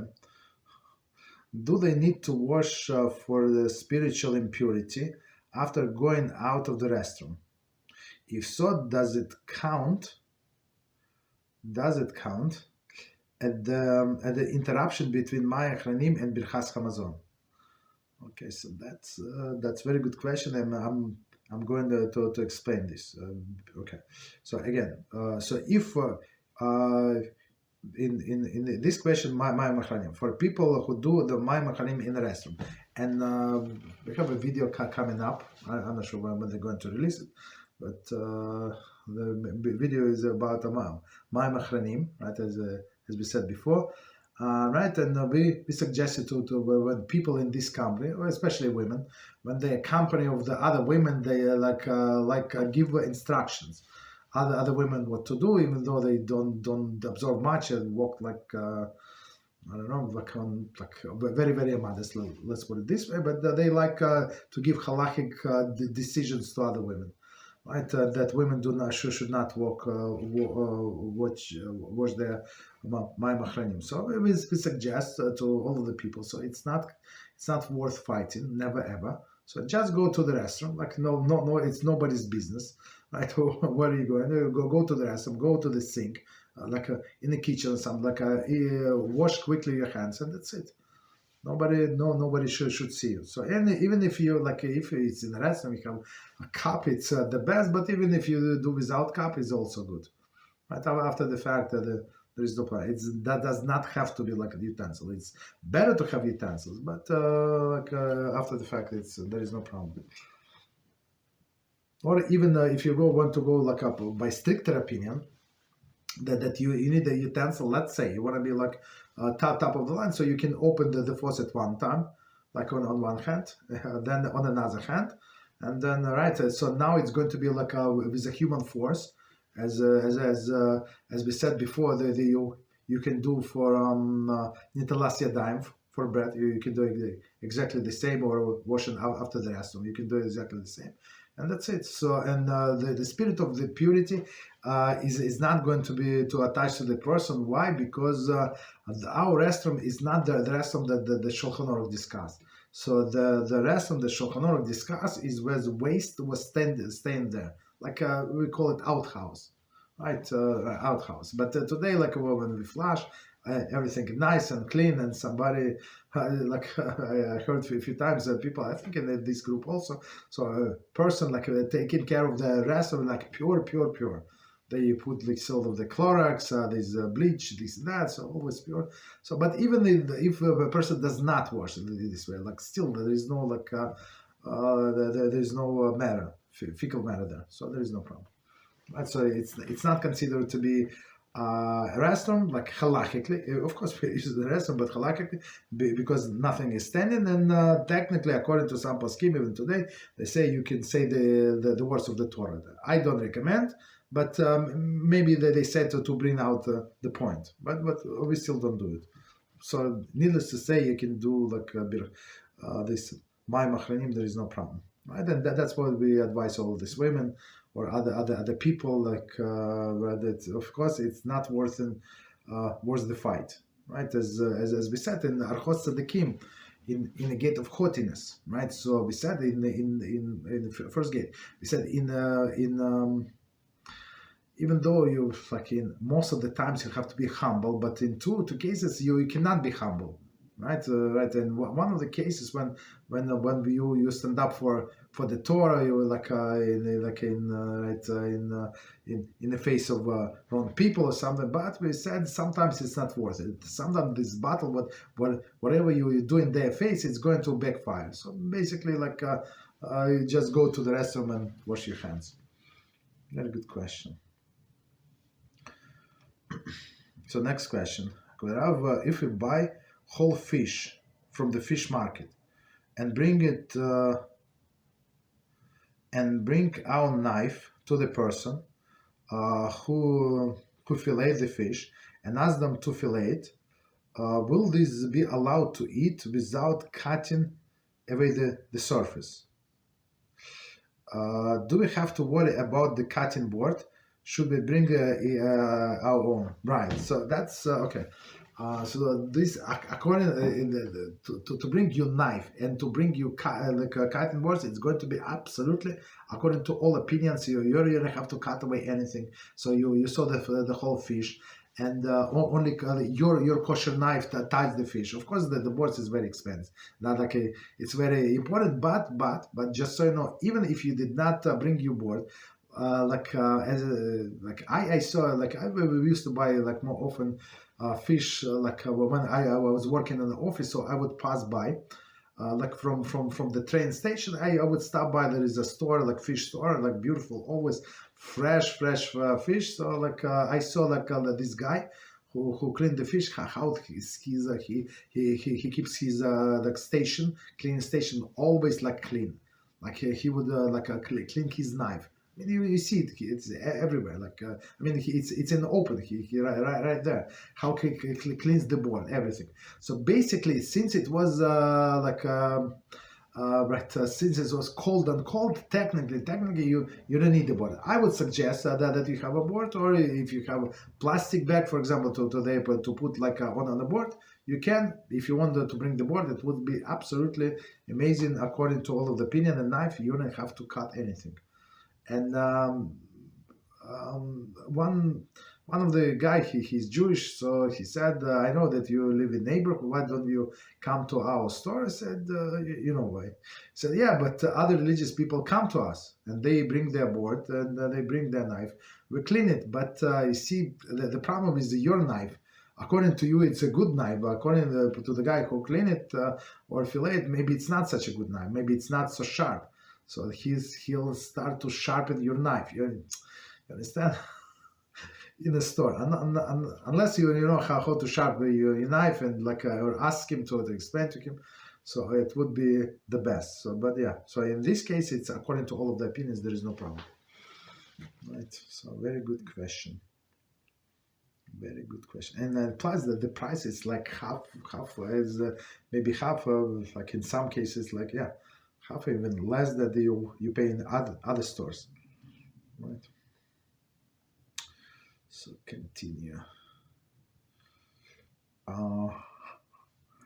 Next question. So we continue on the question of mayim achronim. Thank you, Kudarav. In this case, we need to wash our hands after entering the restroom if we did not use it. No. Okay, I apologize. Let me finish. When cleaning the restroom, for example, cleaning the mirror or the walls, are we allowed to listen to the Shiur Torah?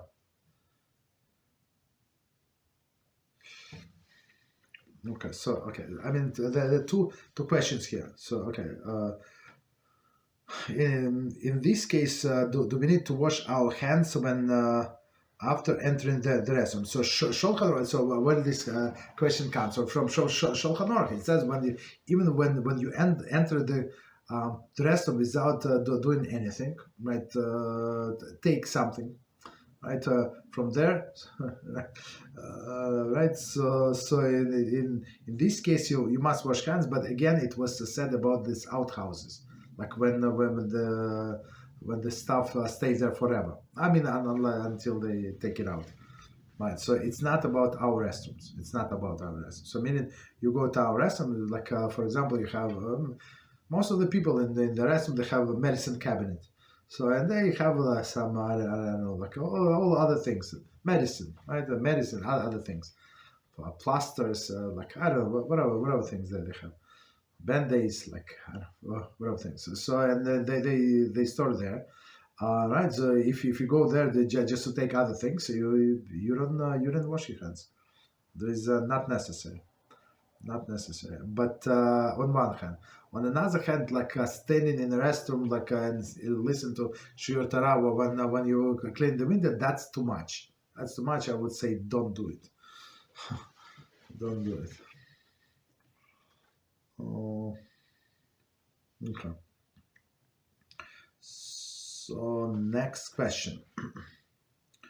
Our question about.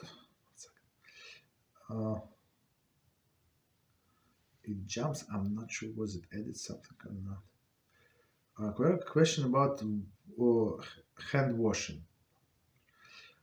If we want to eat bread, but mistakenly wash our hands in a fashion in the morning, should we rewash the hands before making bracha?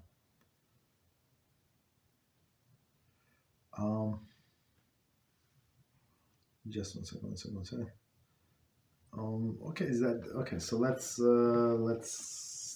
take a step back. So a person wants to wash the hands for bread, but absent-mindedly start washing one instead of two on the right and two on the left. So they say they make like 3 times. So the question is, do they have to rewash? So technically, just so we know, technically, Shulchan Aruch said one time wash. So technically, one time is enough. But then there's another opinion. So like since the water is cleanse your hands, but the water is dirty, so the second time is needed to wash off this dirty water. Some people do 3 times, like kabbalistically, but so some according to some kabbalistic teaching, even 4 times. Okay. So before we become a very big kabbalist, let's stick to Shulchan Aruch. So Shulchan Aruch says Shulchan Aruch, Mishnah Berurah said twice, so that's more than enough. Not more than enough. That's enough. So, but technically, as we said, 1 time is enough. So, like technically, you're not obligated to rewash your hands. But if you're not sure, if you're not going to feel comfortable, there is no problem. Make sure that you dry your hands completely, right? Completely, and then rewash it. No problem. So and then you say a blessing, right? And right, a blessing. We have to remember, blessing. We say while holding our hands high while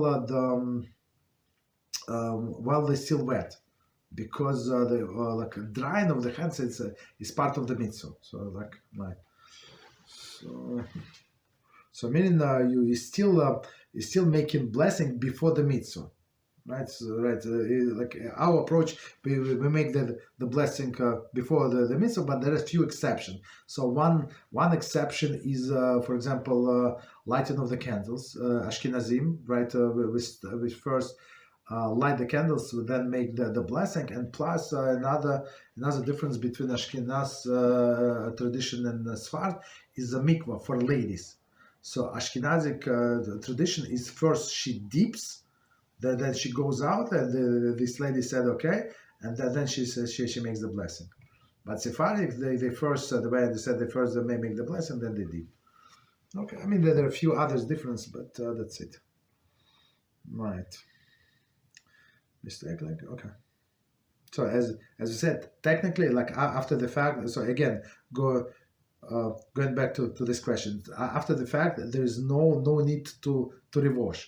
But since there was no blessing, like this action is just actions, right?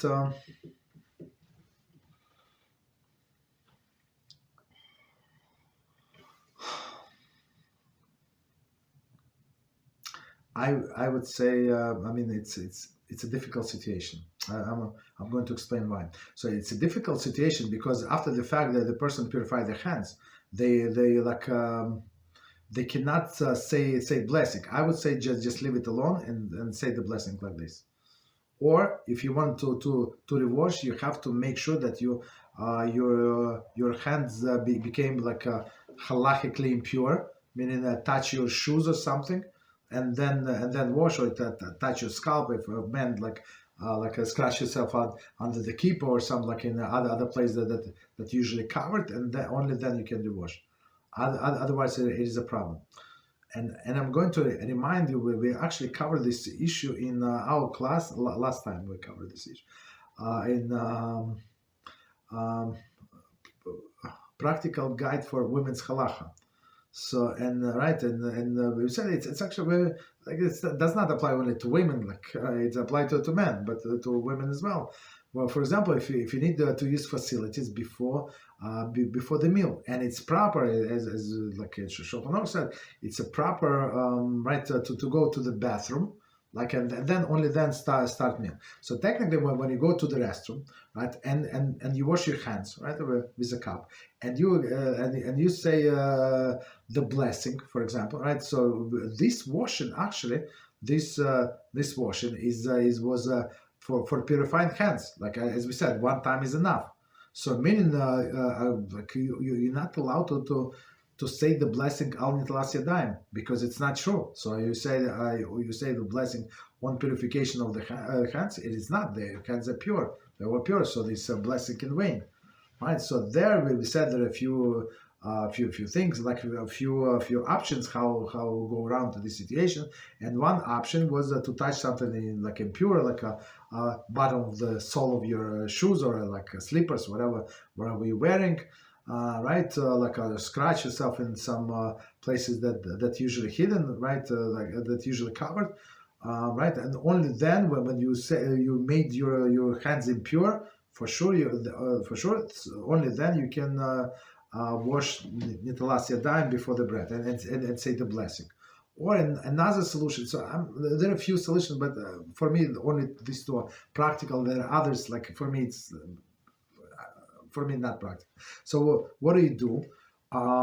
You just pour water into your hand without cup. So after the restroom, right? And then you pour in another hand, and then you wash, and you can wash under the stream of water. So this is considered to be like satisfying, like a purification for after the bathroom. Right, so after the fact, there is no problem. Of course, we said later on, if you find the cup, you have to wash. But technically, like halachically, that's enough. And after this purification, you can say the blessing. So your hands are not impure, right? Meaning that you say the blessing. So I would say that maybe this is even better than to touch your shoes or scratch yourself. So I think this second solution is more practical, the way I see it. And right. That's why I said it's not so simple after you wash wrongly to just to dry your hands and say the blessing again. Right. So that's very good question. I mean, some questions they seems easy, but they're not. They're much deeper, like as we see. Okay, so next question. Question: how to resolve halakhic implications of an industrial food production facility that unknowingly mixed Chometz into Shar al HaPesach, leavening product owned by a Jew during Passover, into a significant batch of kosher certified product post Passover. Okay, so let me try to understand the question. So a Jew, before we start, right? So we have several prohibition on Pesach. So one of them that we're not allowed to have Chometz, right? In our house, we're not allowed to see the Chometz, right? To see our Chometz, right? And not allowed owning the Chometz. And if a person even inadvertently on the Chometz, so he did not know. They forgot it was like cookie under his like even sealed pack of cookies. Let's say sealed under his bed or in his backpack or whatever somewhere. So in this case, since it was owned by a Jew during the Chometz, so the Chometz we have to throw out. So and the problem is, before we answer the question, the problem is to go to the house of non-religious Jew or like all of this was traditional, and eat or drink. I would say that the drink is better, right? A drink, for example, hard liquor. For example, if they have, I'm not talking about beer, like hard liquor, like whiskey or something, which is Chometz or vodka. So and if people not such a big drinkers and they drink just a little, so maybe there's possibility that they have this whiskey like vodka, like a bottle of vodka, or the Pesach. Meaning they had this Chometz over the Pesach. They did not sell because they're not so religious. They say, Rabbi, it's for you. We're not so religious. We're not so crazy. I said, look, it's not so expensive. You can fill the form and sell like on the internet as I do. There's no problem, right? Why don't you do it? Like that does not cost you much money, right? It's actually like a donation. Whatever you want to donate, you can give. If you want to do for free, do for free. But that's it. All right. So here's. Okay, so the problem is if we drink this whiskey of this semi-religious person. So he said whiskey is kosher. I drink from a plastic cup. What is the problem? Big problem, because this whiskey is the Chometz that was in possession of the Jew over the Pesach. That's it, and he never sold it. Right, so that's the issue, right? And so we cannot derive any benefit from the Chometz of a Jew that was there on the Pesach, and that's why, for example, in the area where I live, there is a list, like a blacklist or something in some sense, of the supermarkets where they sell kosher food, right? But supermarkets which do not sell the Chometz on Pesach. It could be owned by a non-Jew, right? If it's not non-Jew, there is no problem, right? But sometimes it's like a franchise, and this store, like the chain belong to the corporation, right? It's understandable. But this specific branch is belonged by a Jew, belong to a Jew. So it could be a problem. So if he's not religious, he never sold the Chometz, so there is a problem. So meaning that we have to wait. So in our list, it's marked. They did not sell this year for whatever reason, right? And so we have to wait a few weeks until the turnover of the stock. So they would meaning like two weeks at least. They say 10 days. So they would sell all of these things that they had like were in stock on Pesach. All of this spaghetti. This bread is easier, right? But bread. Nobody have bread for a long time, but flour, like cookies, spaghetti, or something like things that can be on a shelf for a long time. But so we have to wait before buying. But if you know that the supermarket sold the Chometz, there is no problem. So you can, right after the Pesach is over, you can go and buy the things back from them. So now, like after this introduction, we have to see the question. So, right. So I mean, it's needed in introduction. Otherwise, it does not make any sense. In our neighborhood, I'm not sure what happened. I don't know who's the owner, but people, I just hear what people saying in the show. So this year they know everything. So this year, this supermarket did not sell the Chometz for whatever reason. I don't know. I mean, of course, we have to do investigation. Maybe it was resold to a non-Jew. I mean, the supermarket is not obligated to tell us since 7 a.m. this morning, the new owner is Mr. Smith. I mean, they're not obligated to tell us. I mean, the same supermarket, same name, same everything is open. Okay, so we can sell. So meaning that, right? So we have to be careful with that. Just because if it's not in the kosher list does not mean that there's a problem. We have to do investigation. Or go on the safe side, don't buy from them after Pesach for 2 weeks. Okay, so now let's see the question. Question: how to resolve the halachic implication of industrial food production facility that unknowingly mixed Chometz, shavar alaf haPesach, a leaven product owned by a Jew during Passover, okay, into significant batch of kosher certified product post Passover. So that's I mean, you see after this introduction, and now this question makes clear sense. So now this one Jew who owns this leavening engine, like let's say yeast or like some other things, right? Let's say yeast for simplicity, and they actually use this yeast that belong to a Jew over the Pesach after Pesach. So in this case, the way I understand the works, the laws of bitul.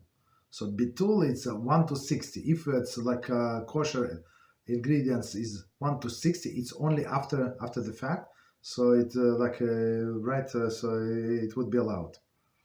During the Pesach, it does not work. So if a person has some Chometz, and our sages say even 1,000 to 1, it's not going to work, right? I mean for nullification. But after the Pesach, so our sages were more lenient. Okay, so very good question. So I mean after the fact, so if it's not like ratio is less than 1 to 60 or more than 1 to 60, there is no problem. Does it have to be 1 to 100? No, I think it's 1 to 60.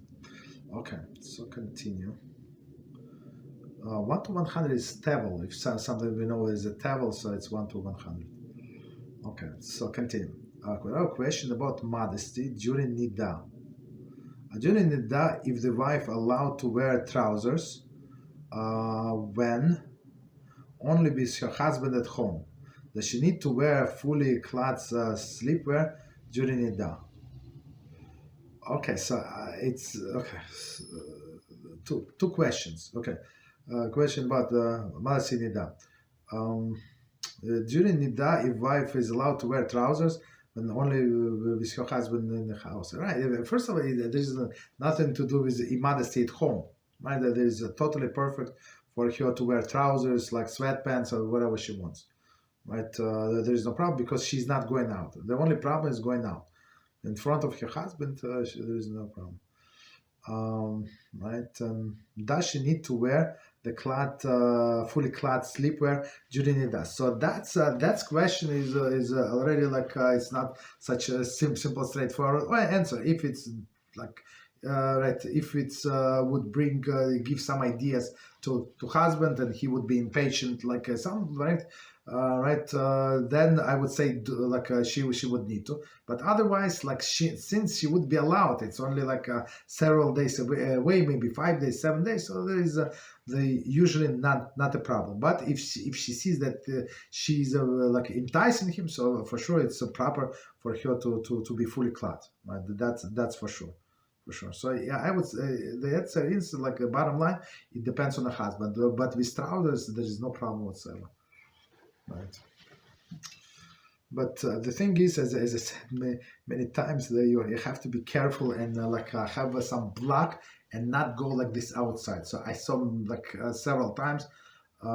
It's unintentionally, of course. So we have on one on one side, actually on two sides, we have Muslim neighbors, right? And some few times, the lady, like mother of this couple, so she usually like a hair cover everything, but few times like I was walking up the stairs and she came like outside, because it's in her mind it's like in home.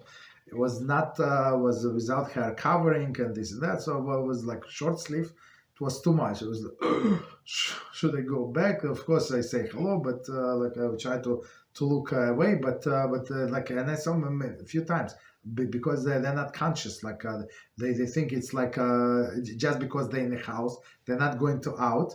Like they can go like a step out of the house, like to throw out the guy, not like on their like porch, like in front of the house we have like a little porch, right? Like some porch, so that they would store things there. Like sometimes we'll put like a recycling, maybe not garbage, but something like. And she like I saw a few times. So meaning it is allowed to walk like this without hair covering and other things in the house, but women has to be conscious not to go like this outside. So that's the point, right? Okay, so. Okay, so next question. Is biotech lab grown meat delivered from pig stem cell developed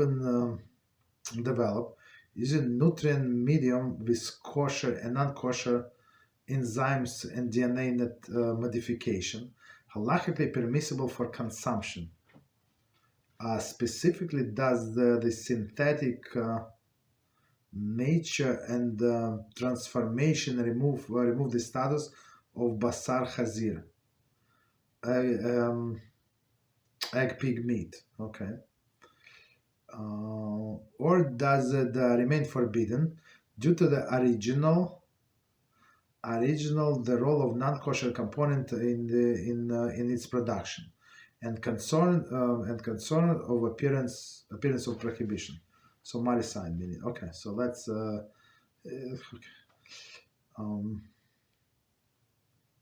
So again, is biotech lab grown meat delivered from the pig stem cell developed using nutrient medium with a kosher and non-kosher enzymes and DNA modification, halachically permissible for consumption? The way I understand, these things are not considered a meat at all, because it's not an animal. It's something synthetic. I remember like learning these things. One of my chavrusa like this all unusual halachas. There's several books. I mean, me personally, I don't like these things because like they're hypothetical. I mean, I'm not going to try to even to eat this meat, right? But I think if I remember correctly, I think like the decision was that since it is not meat, so like since it has meat, not meat, but but on one hand, but on the other hand, if you know there is a pig, but a pig from the lab. So I mean, of course, they cannot grow the animal there, right? They cannot make an animal like from the stem cell, right? Still, they didn't have the animal. So technically, it is not meat. But I would say just stay away and don't do it, right? Because of course, as the person said, maricide is a big thing, right? So, because these people are going to say, anyway, they're going to say for sure that Jews eat pig, right? From the lab, they eat from the field, they don't. Okay, but technically, again, it's not meat. So meat is something that was born from the live animal, and this was not born, right? Okay, so I think it's the last question, unless I miss something. Okay, I think it's the last question. So, all right. So thank you very much. Then, so we've learned a lot. Baruch Hashem, this week we start new Sefer HaYashar. So as you see, like a powerful. I mean, you can see from introduction the best of the previous generation that said that they learned the Sefer 102 times, right? To become God-fearing people. So needless to say, us. Bezras Hashem. Right, so thank you very much for learning with us. It was a very successful week, and until next week, Bezras Hashem, same time. Thank you and good Shabbos to all. Thank you.